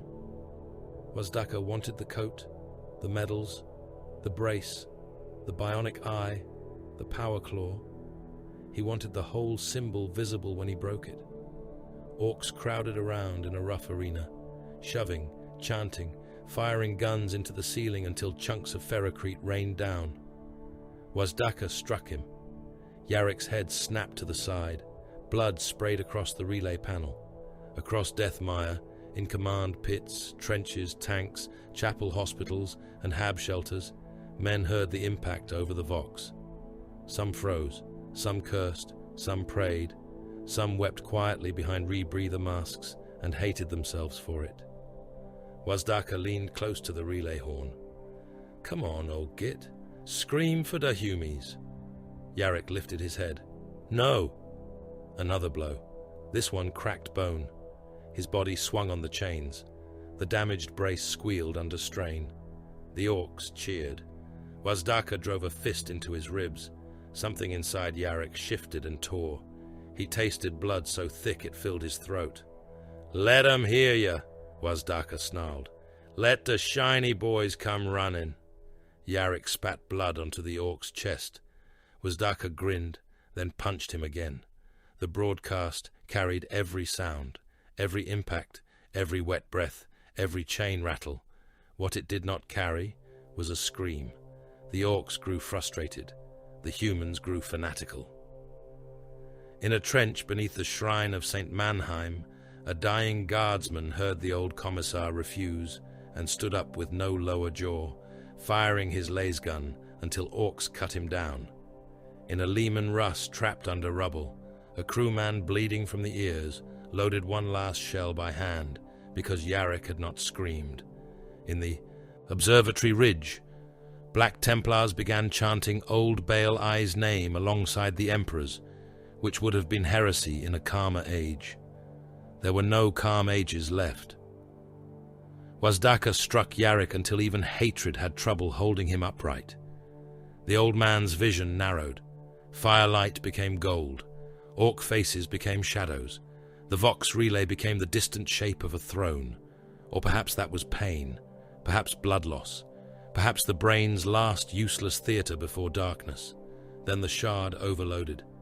Deep within the eyes of the Emperor Observatory, the blackened auramite-like fragment split its own shadow. Magos Halbrecht's instruments screamed and died in sequence. The core chamber filled with gold light so intense that servitor eyes boiled in their sockets. The rune priest in the tunnels stopped mid-stride and vomited blood into his helm. Librarians across the hive clutched their force staves as the warp pressure bent around them like a closing fist. Across Deathmire, every imperial icon flashed gold: Aquila statues, tank shrine plates, Rosarius charms, regimental standards, bolt gun oath seals, chainsword casings, medallions on dead men's chests, the cracked emperor icon in a flooded sump chapel, the campaign badge on the half-burned banner, the skull relief above the astropathic vault. Every symbol of the Imperium became light for 3 heartbeats. The orcs hesitated, not from reverence, not from faith. Something older in their brutish souls felt the pressure and paused, as beasts pause when thunder breaks too near. The Space Marines did not marvel. They killed. The Death Watch and Space Wolves hit the Red Road from below as Vanguard veterans dropped through the ceiling in thunder and dust. Melter charges blew open upper maintenance plates. Red-armored Blood Angels fell through the breach with jump packs flaring in the confined space. Storm shields struck orcs flat, power swords ignited, lightning claws opened knobs from throat to groin. Chainswords screamed into the packed honor guard around Wazdaka. The hesitation lasted 3 heartbeats. It was enough. A Vanguard veteran landed on an orc gunner and crushed him to paste beneath both boots. He turned, cut one knob's arms away, then rammed his sword through the creature's mouth and out through the back of its skull. Another veteran descended directly into the mob around Yarrick, storm shield smashing 3 orcs aside, power axe taking the head from a 4th. Deathwatch bolters fired into the crowd with execution precision, each shell finding a throat, eye, heart, or spine. Space wolves came howling from the tunnel mouths, axes rising and falling, fangs bared behind shattered helms. Wazdaka recovered first. He always did. He grabbed his burning bike's remaining handlebar, hauled the machine upright by brute force, and fired the mounted guns one-handed. Shells tore through the rescue force. A Blood Angel lost half his chest and fell with his sword still swinging. A Space Wolf took a round through the stomach and laughed while holding his guts in with one hand, axe in the other. Kador's shoulder plate cracked under a hit that would have gutted a tank crewman. He kept firing. Sendini reached Yarrick. The Blood Angel's captain cut the chains with 2 strokes. Yarrick fell forward, but the Space Marine caught him with one arm as if the old man weighed nothing. "Can you stand?" Sendini asked. Yarrick's face was a red ruin, one eye swollen shut, teeth dark with blood, breathing shallow, brace half dead. "No," he said. Sendini began to lift him. Yarrick gripped the Blood Angel's wrist with surprising strength. "But I will." Sendini held him upright long enough for the brace to lock. Servo motors protested. One snapped. The old man nearly collapsed, then found some last reserve of spite and remained standing. Wazdaka saw it and laughed. "That's it, old git. That's why this world's fun." A melter blast struck near the orc and turned half the road behind him into molten slag. Smoke swallowed him. When it cleared, Wazdaka was gone into the deeper wreckage, still laughing, his mobs dragging him back with the instinctive loyalty of creatures who love the loudest killer in sight. Yarrick was taken to the Vox relay, not away from it. He demanded it, with blood still running down his chin. "No Medicae," Sendini said. "No time. You may die standing there." Yarrick looked at him with his one burning eye. "Then hold me straight." Sendini did. Across Death Mire, the orc interference had faltered in the wake of the Golden Pulse. The looted relay still had reach. Magos Halbrecht's adepts, working through remote command, forced the machine spirit to obey Imperial signal protocol for as long as its corrupted circuits survived. Yarrick leaned toward the Vox horn. For a moment, he heard nothing. No throne, no voice, no command from the master of mankind, no golden certainty, no father of humanity reaching across the stars to lift him. Only the crackle of a stolen relay, the roar of distant guns, the wet rasp of his own lungs, and the knowledge that Armageddon was almost out of faith. So he lied. He lied because truth had never held a trench by itself. He lied because men needed orders more than answers. He lied because orcs understood stories, and because the Imperium had always survived by feeding its children to legends. His voice went out across the hive, broken, raw, and unmistakable. "This is Commissar Sebastian Yarrick." Men stopped dying long enough to listen. "I have heard him." Sendini's grip tightened slightly on his arm. Yarrick kept speaking. "The Emperor has commanded us to stand. He has seen this world. He has seen your blood. He has seen your fear. He has seen the Xenos at our gates and beneath our feet." He swallowed blood. "Armageddon is not abandoned. The Vox hissed. Somewhere in the command net, someone began to sob. Somewhere else, a commissar shot a man for sobbing and then stood straighter himself. Yarrick leaned closer until his blood touched the relay grill. The Emperor has seen Armageddon. His bionic eye burned like a coal in the dark. So, Armageddon will not fall. The Emperor's footprint. By the time Operation Imperator launched its decisive counterattack, the war had grown too large for any one map to contain. Armageddon burned from pole to equator. Across the planet, billions lived beneath smoke and command sirens, or died beneath shellfire, collapsing hive stacks, orc blades, imperial purges, and the slow poison of their own world. Millions fought in the Deathmire theater alone, pressed into trenches, transit spines, hab corridors, tank columns, shrine avenues, manufactorum vaults, underhive roads, and burning jungle approaches. The sky above the hive had turned black, not with night, but with aircraft, ash, spores, debris, and the overlapping shadows of things falling from orbit. Orc craft swarmed through the polluted heavens in impossible numbers. Fighter bombers dove through flakburst with pilots laughing into open Vox channels. Deaf copters cut through smoke layers like carrion insects. Ramshackle landers came down trailing fire, some intact, some already breaking apart, some aimed directly at Imperial positions, because Orcs considered a crash another form of arrival. Imperial aircraft rose to meet them. Thunderbolts screamed through the murk. Marauders dropped ordnance across the ash wastes. Thunderhawks punched through dogfights with missile racks emptying and heavy bolters stuttering. Storm ravens skimmed hive walls so close, their engine wash tore corpses from balconies. Beneath that blackened sky, Deathmire stood between the Orc landing waves and the vital arteries of the wider war. It controlled auger lines, supply corridors, transit junctions, the plasma spine, the observatory ridge, the shrine routes, and access roads into the equatorial approaches. If the hive fell, the Orc tide would pour through it into the deeper industrial belt, split the Imperial defense, and turn every nearby hive into a siege fought from the wrong side. So the Angels of Death struck not to save Deathmire, but to make it cost too much to take. The Ultramarines held the center. Their companies moved through the lower approaches in disciplined blocks, blue armor blackened by ash, helms tilted toward overlapping tactical feeds. Intercessors anchored firing lanes across manufactorum bridges. Heavy weapon squads dragged ammunition through drifts of bodies. Captains with relic shields stood where the Orc pressure was greatest, absorbing blows that would have pulped lesser warriors. Orders passed cleanly through the Vox, despite static, screams, and Orc jamming chants.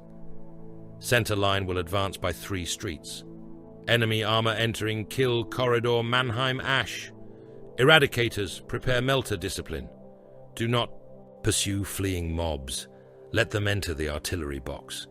There was no triumph in their voices, no hatred wasted as noise. They killed with arithmetic. The Blood Angels took the shock assaults. Brother Captain Sendini led them from the observatory ridge down into the broken gate districts, his red armor now a ruin of scorched plate, enemy gore, and his own blood. His warriors fell with jump packs, roaring from shattered transit towers and broken cathedral roofs, descending into Orc concentrations with swords lit and chainswords screaming. Their assault was beautiful, in the way a blade entering the heart was beautiful. Fast, precise, intimate, terrible.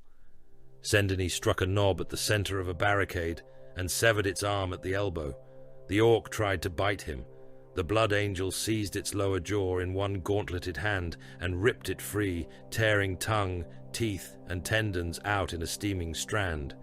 He turned the dying creature by the throat, used the body as a shield against incoming shooter fire, then drove his power sword through its back and into the Orc behind it. The corpse spasmed against him, soaking his breastplate in green blood. "By blood remembered," he whispered. His brothers answered through clenched restraint, "By oath fulfilled." The Black Templars took the shrine routes. They advanced through St. Mannheim's avenues, beneath banners recovered from ash and flame. Their marshal marched at the fore, sword raised, his armor newly carved with the words, "The Emperor sees." The letters had been cut by combat knives through black paint and into ceramite, then filled with ash from the Emperor's footprint crater. Around him, his warriors did the same. They did not wait for Calgar's permission. Faith did not seek approval from strategy. Their charge down the shrine road was an act of religious violence so pure it frightened even the guardsmen they passed. A wounded Steel Legion trooper lay in their path, pinned beneath a fallen altar plate, one hand raised for help.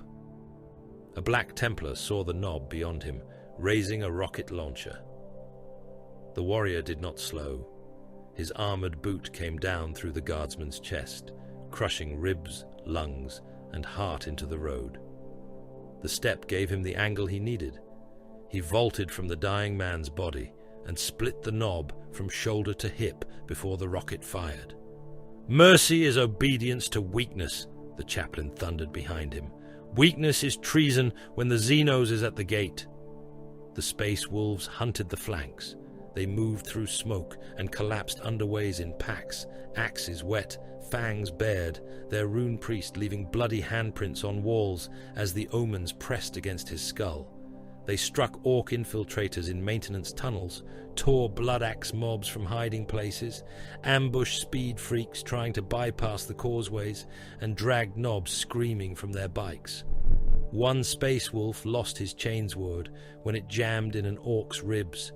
He headbutted the creature hard enough to crack its skull, then tore out its throat with his teeth and spat the meat onto the floor. The salamanders burned the jungle edge. The equatorial jungle beyond Deathmire had always been a green wound against the ash wastes, dense, wet, poisonous, and full of old death. Orcs had pushed through it in hidden streams, using the canopy as cover, the root networks as movement routes, and the ancient pollutants as concealment from imperial augurs. Command had made its choice. The jungle would burn forward from its edge until nothing living could crawl through it. Prometheum storms rolled beneath the trees. Hellhounds opened first, their inferno cannons throwing white-orange fire into the undergrowth. Salamanders followed with disciplined horror, heavy flamers and hand flamers washing trench roots, vine walls, and hidden orc nests in liquid flame. The fire caught ancient toxins in the soil.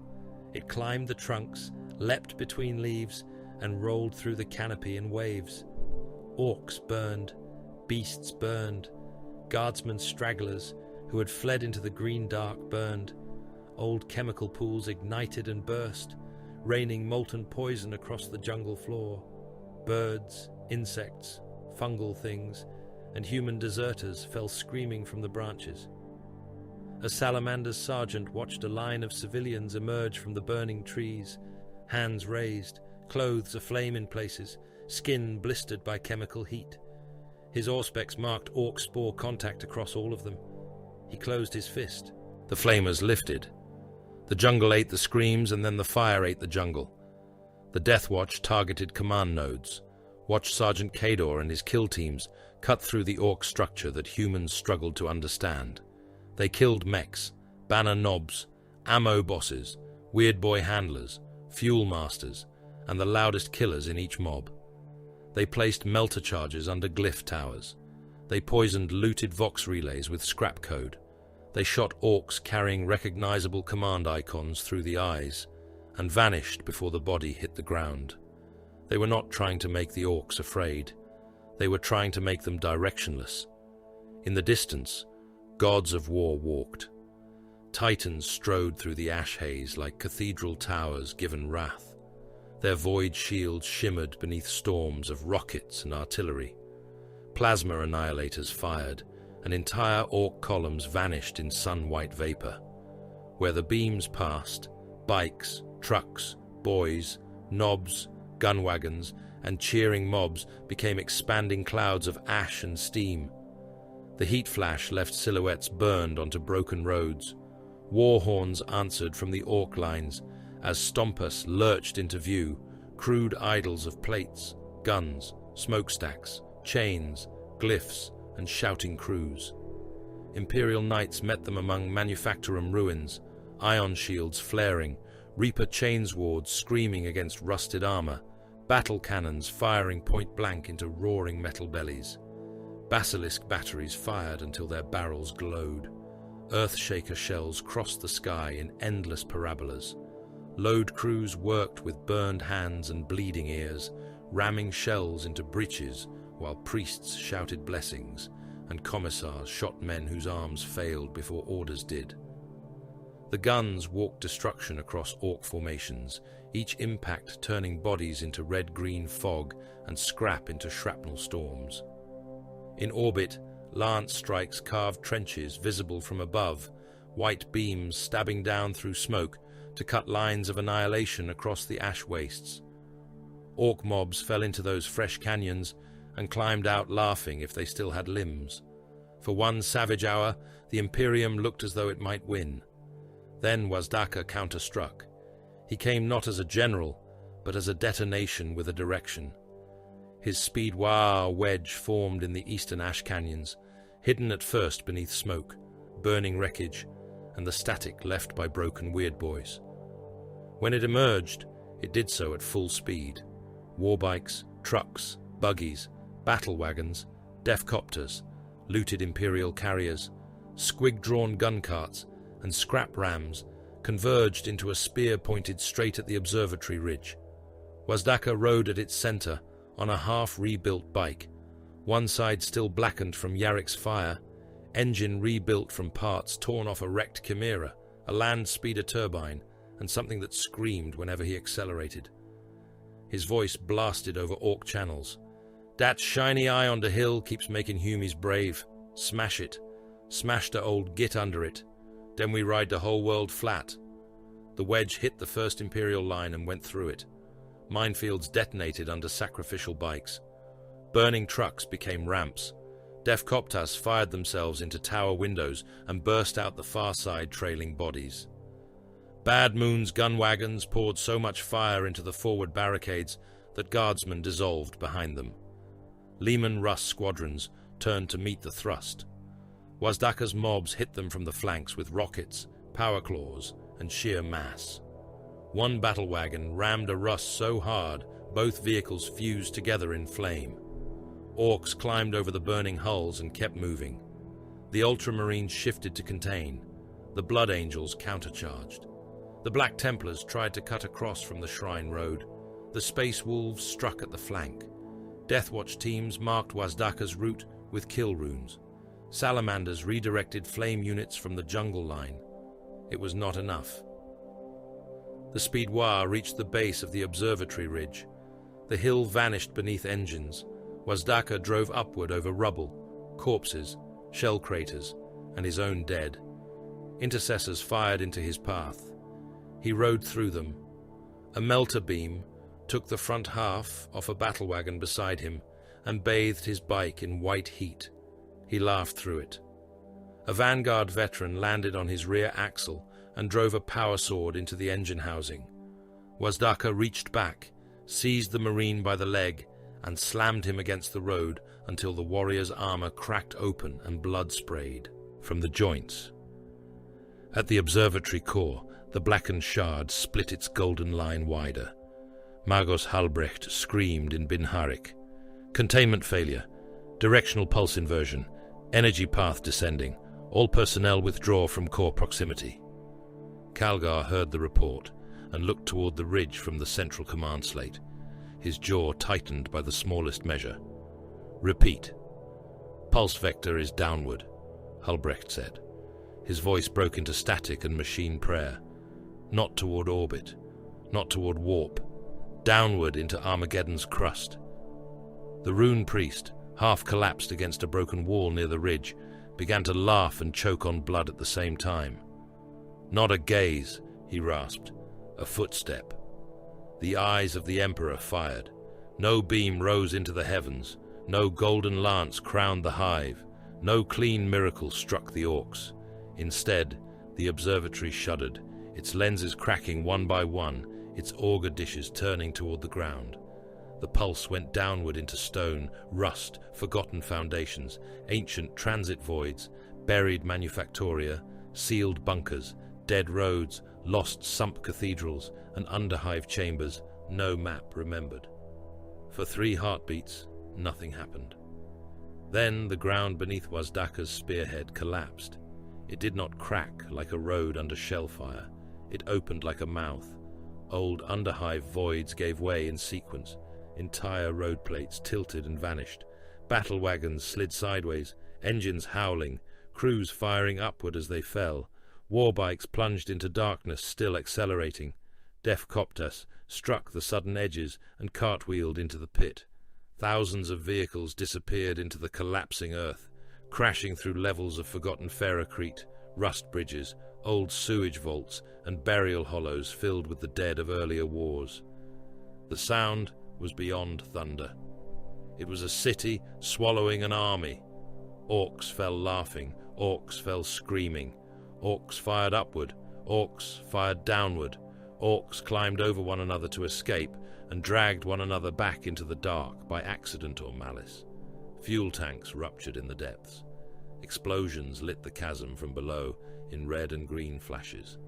Wazdaka's bike teetered on the edge for one impossible moment, front wheel hanging over blackness, rear tire chewing sparks from the collapsing road. He looked up at the observatory. "That all you got?" The edge broke. He vanished with the roar of his engine. No one cheered at first. The Imperials were too stunned. The Orcs were too busy falling, climbing, laughing, dying, and shooting. The Space Marines recovered first, as always. They poured fire into the lip of the chasm, cutting down anything that climbed out. Basilisks shifted range and dropped shells into the pit. Flamers washed the edges. Blood angels descended onto surviving mobs with the fury of starving angels. Black Templars knelt in the ash and began carving the event into their armor with combat knives, each stroke deep enough to score ceramite. The Emperor stepped here. The Emperor cast them down. The Emperor's footprint widens. In the command chamber, Calgar listened to the reports with a face like cold stone. "Record all observable data," he said. "Seal all references to direct action by the Emperor, pending inquisitorial review. No officer below my authorization is to disseminate doctrinal interpretation." A Vox officer hesitated. "My lord, the Black Templars are already transmitting devotional accounts." Calgar closed his eyes for a single breath. "Of course they are." Yarrick stood beside him, held upright by a repaired brace and stubbornness. His face was still swollen from Wazdaka's fists. His coat was stiff with dried blood. He looked toward the pict feed showing the chasm, the burning ridge, the standing observatory, and the army still killing around it. "Can you stop them?" he asked. "No," Calgar said. "Then use them." Calgar opened his eyes. "I am." Deathmire still stood. The hive was shattered, infected, burning, half collapsed, and carpeted with dead. Its jungle edge was an inferno. Its shrine floors were butcher pits. Its underhive roads were flooded with blood and spores. Its observatory smoked around a shard no one could name. But it stood, against Wazdaka's thrust, against the Speedwar, against the green storm, against its own collapse. Deathmire stood. Then the orbital augurs screamed. The signal cut through the command net like a blade drawn across bone. "Priority warning. Outer system contacts translating into full advance. Multiple cruiser groups. Hulk signatures. Attack moons possible but unconfirmed. Mass exceeds prior projections." The hololith above Calgar's table filled with green. Not Wazdaka's vanguard. Not scattered reinforcements. Not a spear tip. The main force. A fleet-wide shadow moving inward. Vast enough to make the earlier invasion look like dust before a boot. The Fleetmaster's voice came through ragged with static and awe. Gazkul's host is entering the war in earnest. Yarrick stared at the display. Behind him, the cracked observatory pulsed once, faintly, like a dying heart refusing to stop. Deathmire still stood. For the moment. He is returning, or we are all already dead. Victory came to Hive, Deathmire with the taste of ash in its mouth. No bells rang cleanly. No hymns rose without static. No regiment stood unbroken beneath its banners. The Hive survived, and survival looked like a corpse refusing the grave because duty had nailed its hands to the floor. Entire districts were gone. Sepulchre East had become a crater of fused stone and compacted bone. Mannheim Lower smoked beneath mountains of its own hab blocks. Cordran Dusk was no longer marked on the tactical slates as territory, only as obstruction, contamination, and probable mass burial. The plasma transit spine still functioned in pieces, but the trains ran through tunnels choked with corpses, loose limbs, shattered ammunition crates, and black water carrying orc spores like green rot in a vein. The jungle burned beyond the Hive walls. It burned too hot and too wide for anyone to call it controlled. Prometheum storms rolled under the canopy, eating trees, beasts, hidden orcs, lost guardsmen, and ancient pollutants buried in Armageddon's poisoned soil. The fire gave the clouds a red belly. Chemical rain fell through smoke and turned to steam before it touched the ground. On the wind came the stink of scorched sap, cooked fungus, human fat, and old industrial toxins awakened by flame after centuries of burial. Orc spores drifted through broken sunlight like green snow. Men tried not to breathe. Men breathed anyway. The dead clogged the Hive's transit arteries. Bodies lay in stairwells, lift shafts, manufactorum bays, shrine naves, sewage channels, command trenches, and the long red road where Yarrick had been dragged and returned. Some were imperial dead, curled around laser guns, icons, shell crates, broken vox beads, or the hands of comrades who had not survived long enough to let go. Some were orcs, piled so thick in places that engineers used flamers to clear pathways through the meat. Some were too torn, burned, or mixed to name. The tally was obscene. Regiments erased, not depleted, erased. Their designations remained in munitorum ledgers for the moment, but no living officer answered their vox codes. Steel Legion companies had died, holding doors that no longer existed. Penal battalions had been spent like empty cartridges. Artillery crews had fired until heat cracked their guns, and then died beside them when the orcs reached the batteries. Civilians had been butchered by greenskins, crushed by imperial demolition, burned in purges, sealed in collapsed shelters, or killed by the necessary mercy of soldiers who had no time to check which cough was fear and which was spore bloom. The Adeptus Astartes had not escaped the price. Strike forces were mauled. Vanguard veterans lay in pieces beneath the observatory ridge. Intercessor squads had been reduced to single warriors, guarding corridors full of dead. Blood angels had lost brothers to the fury they carried within themselves, as much as to the orcs before them. Black Templars had paid in armor, limbs and blood for every shrine they reclaimed. Space wolves came back from the Underhive, dragging their wounded by the wrist, and laughing through broken teeth, because grief was not a thing they allowed enemies to smell. Deathwatch kill teams returned with fewer silver arms than had descended. Survival was not redemption. In the 41st millennium, survival was the postponement of extinction. Nothing more, nothing kinder. Beneath the dead observatory, the commanders gathered among cracked cogitators and the smell of overheated circuitry. The eyes of the Emperor had gone still at last. Its great lenses no longer turned. Its auger dishes drooped like broken wings. Gold light no longer ran through its cables. The core chamber was blackened from the final pulse, its walls etched with patterns no artisan had carved and no tech adept could erase. At the center of it all, sealed behind a ring of warded stasis pylons, the blackened shard remained embedded in the observatory heart. Magos Halbrecht stood before it on his many-jointed legs, robes torn and ash-stained, brass mask reflecting the shard's dead surface. His mechadendrites moved in slow circles, cautious as priests around a sleeping predator. Beside him stood Marneus Calgar, vast and silent. Brother Captain Sendini of the Blood Angels watched with a face too pale beneath dried blood. The Black Templar Marshal had removed his helm, revealing a scarred skull and eyes bright with the certainty of a man who had mistaken doubt for weakness long ago. The Space Wolves' rune priest leaned on his staff, beard clotted with blood, one eye swollen shut from psychic backlash.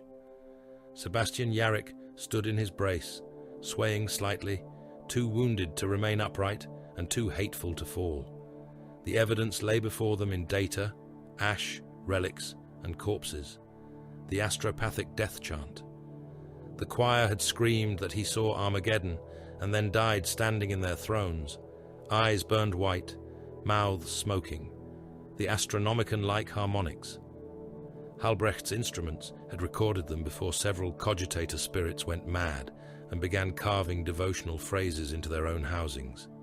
The shard, Auramite-like, but unconfirmed, sacred, but unproven, ancient, but unwilling to be named, the unburned banner, desecrated by Wazdaka, touched by flame, yet not consumed, its campaign badge glowing when men needed to see it. The Aquila statue standing alone in the liquefied crater the Templars now called the Emperor's footprint. The weird boy ruptures across the hive, skulls bursting in sequence beneath a pulse no Imperial weapon had claimed. The observatory's final act, a downward strike into Armageddon's crust that had collapsed old underhive voids beneath Wazdaka's spearhead and swallowed thousands of Orc vehicles into the dark. Calgar reviewed the data without bending beneath it. Actionable phenomenon, he said. Unconfirmed origin. Battlefield effects significant. Morale effects severe. Strategic exploitation necessary. Theological conclusion prohibited until inquisitorial authority reviews all records. The Black Templar Marshal's lip curled. You still speak like a clerk before the divine. I speak like a commander before a war not yet won. The Emperor moved his hand. The Space Wolves' rune priest gave a wet laugh. Or something moved a claw through his shadow. The Marshal turned on him. You have seen all this and still deny? I deny easy names. The rune priest wiped blood from his beard with the back of his gauntlet. The warp is full of liars. Some wear horns, some wear halos. I felt that pressure inside my skull. It was old. It was hungry. It may be him. It may be something that knows we need him badly enough to believe anything. Sendini looked at the shard, then at the dead lenses above. We are not made innocent by being watched, he said softly. No one answered him. Magos Halbrecht's voice emerged in layered tones, human and machine braided together. Designation proposal, sacred data, divinity status unresolved, weaponization status confirmed, artifact origin remains sealed under incomplete authority chains. Requests for further examination require inquisitorial, custodian, or higher mechanicus dispensation. Probability of unauthorized handling resulting in soul, flesh, or machine degradation is unacceptable. The Marshal stared at the Magos. You call revelation data? Yes. You call a miracle unresolved? Yes. You call the Emperor's will a weapon? Halbrecht's optics clicked. All useful things become weapons in human hands. Yarrick made a sound like a dry blade scraping bone. Useful, he said. Every face turned toward him. The old commissar looked smaller now, though not weaker. He had been beaten nearly to death, repaired badly, and dragged before the war, like a banner too stubborn to burn. His coat hung in blood-stiff folds. One side of his face was swollen and dark. His bionic eye still burned. It is useful, Yarrick repeated. That is enough. The Marshal's expression hardened. Enough? It is the sign of his return. Then it is useful. Calgar watched Yarrick in silence. Yarrick turned his gaze toward the cracked viewport, where the burning sky showed through ash. Tell them he is watching. Tell them he is returning. Tell them anything that keeps their hands on their rifles." The rune priest stared at him. "You would feed them a lie?" Yarrick looked back. "I already did." The chamber held its breath. Yarrick's voice remained cold. "On the Red Road, I heard no voice, no golden command, no father of mankind whispering into my ear. I heard Wazdaka laughing. I heard men dying. I heard a relay that could still reach the hive. So I told the truth they needed, not the truth I possessed." The Black Templar Marshal stepped forward, outrage and awe warring in his eyes. "You claimed the Emperor spoke through you." "I claimed the Emperor gave an order men were already required to obey. That is blasphemy. That is command." For one heartbeat, it seemed the Marshal might strike him down. Then Calgar moved, not between them, but enough that his presence became a wall. "No," Calgar said. The Marshal looked at him. "You permit this?" "I understand it." Hope, in the Imperium, was just another blade. It cut the enemy when gripped well. It cut the wielder when gripped in desperation. It broke in the hand if treated as sacred instead of sharp. Calgar understood that. So did Yarrick. Perhaps all commanders did, if they lived long enough to stop pretending their victories were clean. Outside the observatory, surviving civilians gathered along the processional road to cheer the angels of death. They came from shelters, triage halls, manufactorum basements, broken hab stacks, and shrine corridors. They wore rags, work coats, cracked respirators, bandages, soot, blood, and expressions too exhausted to be joy but close enough to serve. Some knelt, some raised Aquila signs with missing fingers, some held children's coats with no children inside them. Priests shouted that the Emperor had looked upon Death Maya and found it worthy. The people repeated it because repetition was easier than grief. The Space Marines marched past without looking down. Ultramarines moved in ordered ranks, weapons held across their chests, armor scarred and sealed. Blood Angels followed, red plate dark with drying gore, noble and monstrous beneath the ash. Black Templars came next, their armor carved with fresh devotional wounds, their eyes fixed ahead.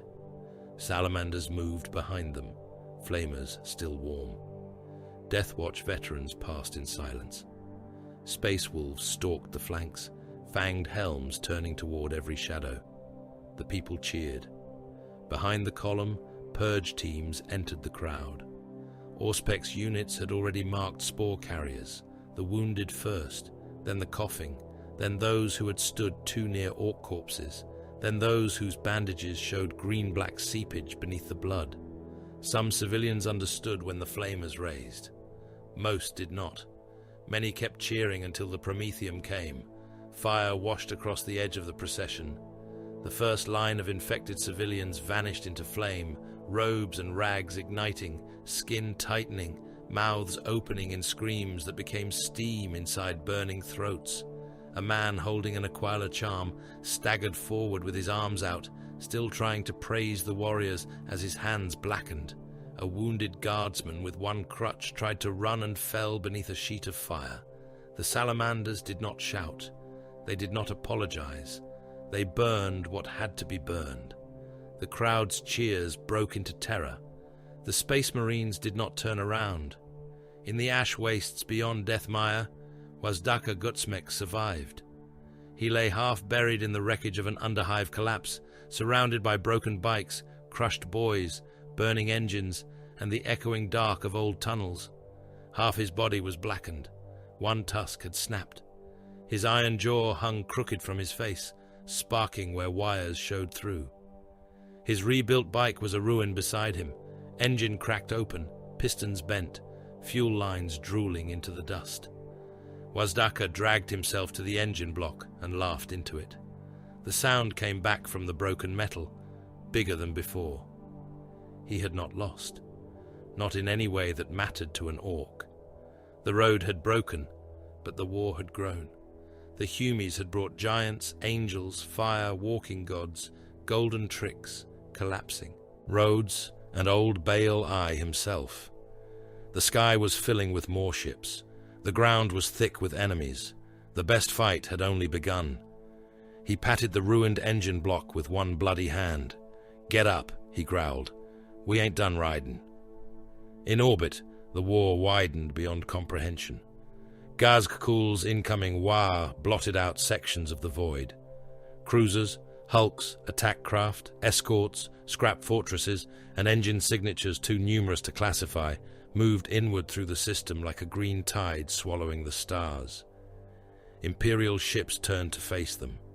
More Imperial reinforcements translated from the warp in ragged flashes, battle barges, strike cruisers, navy vessels, troop transports, mechanicus craft, each arrival another promise of death and another delay before defeat. Armageddon was not the end of the war. It was the altar on which the next age would bleed. Beneath the dead observatory, Yarrick stood alone for a moment before they came to take him back to Medici confinement. He looked up through the broken lens, crowned toward the burning sky. Smoke moved above the hive in vast, bruised layers. Falling wreckage streaked through it like dying stars. Distant guns flashed beyond the horizon. The jungle burned. The hive groaned. Men prayed. Orcs laughed. Ships died in orbit. More came. He did not know whether the Emperor was returning. He did not know whether the Shard was holy, whether the omens were mercy, whether the voice in the Vox had been divine or predatory, or merely the echo of mankind's need screaming into the dark. He knew only what the Imperium had always known. Mankind would kill in his name, die in his name, lie in his name, burn, butcher, betray, endure, and call it duty in his name until the answer arrived. Yarrick's power claw opened and closed once. Above him, Armageddon burned on.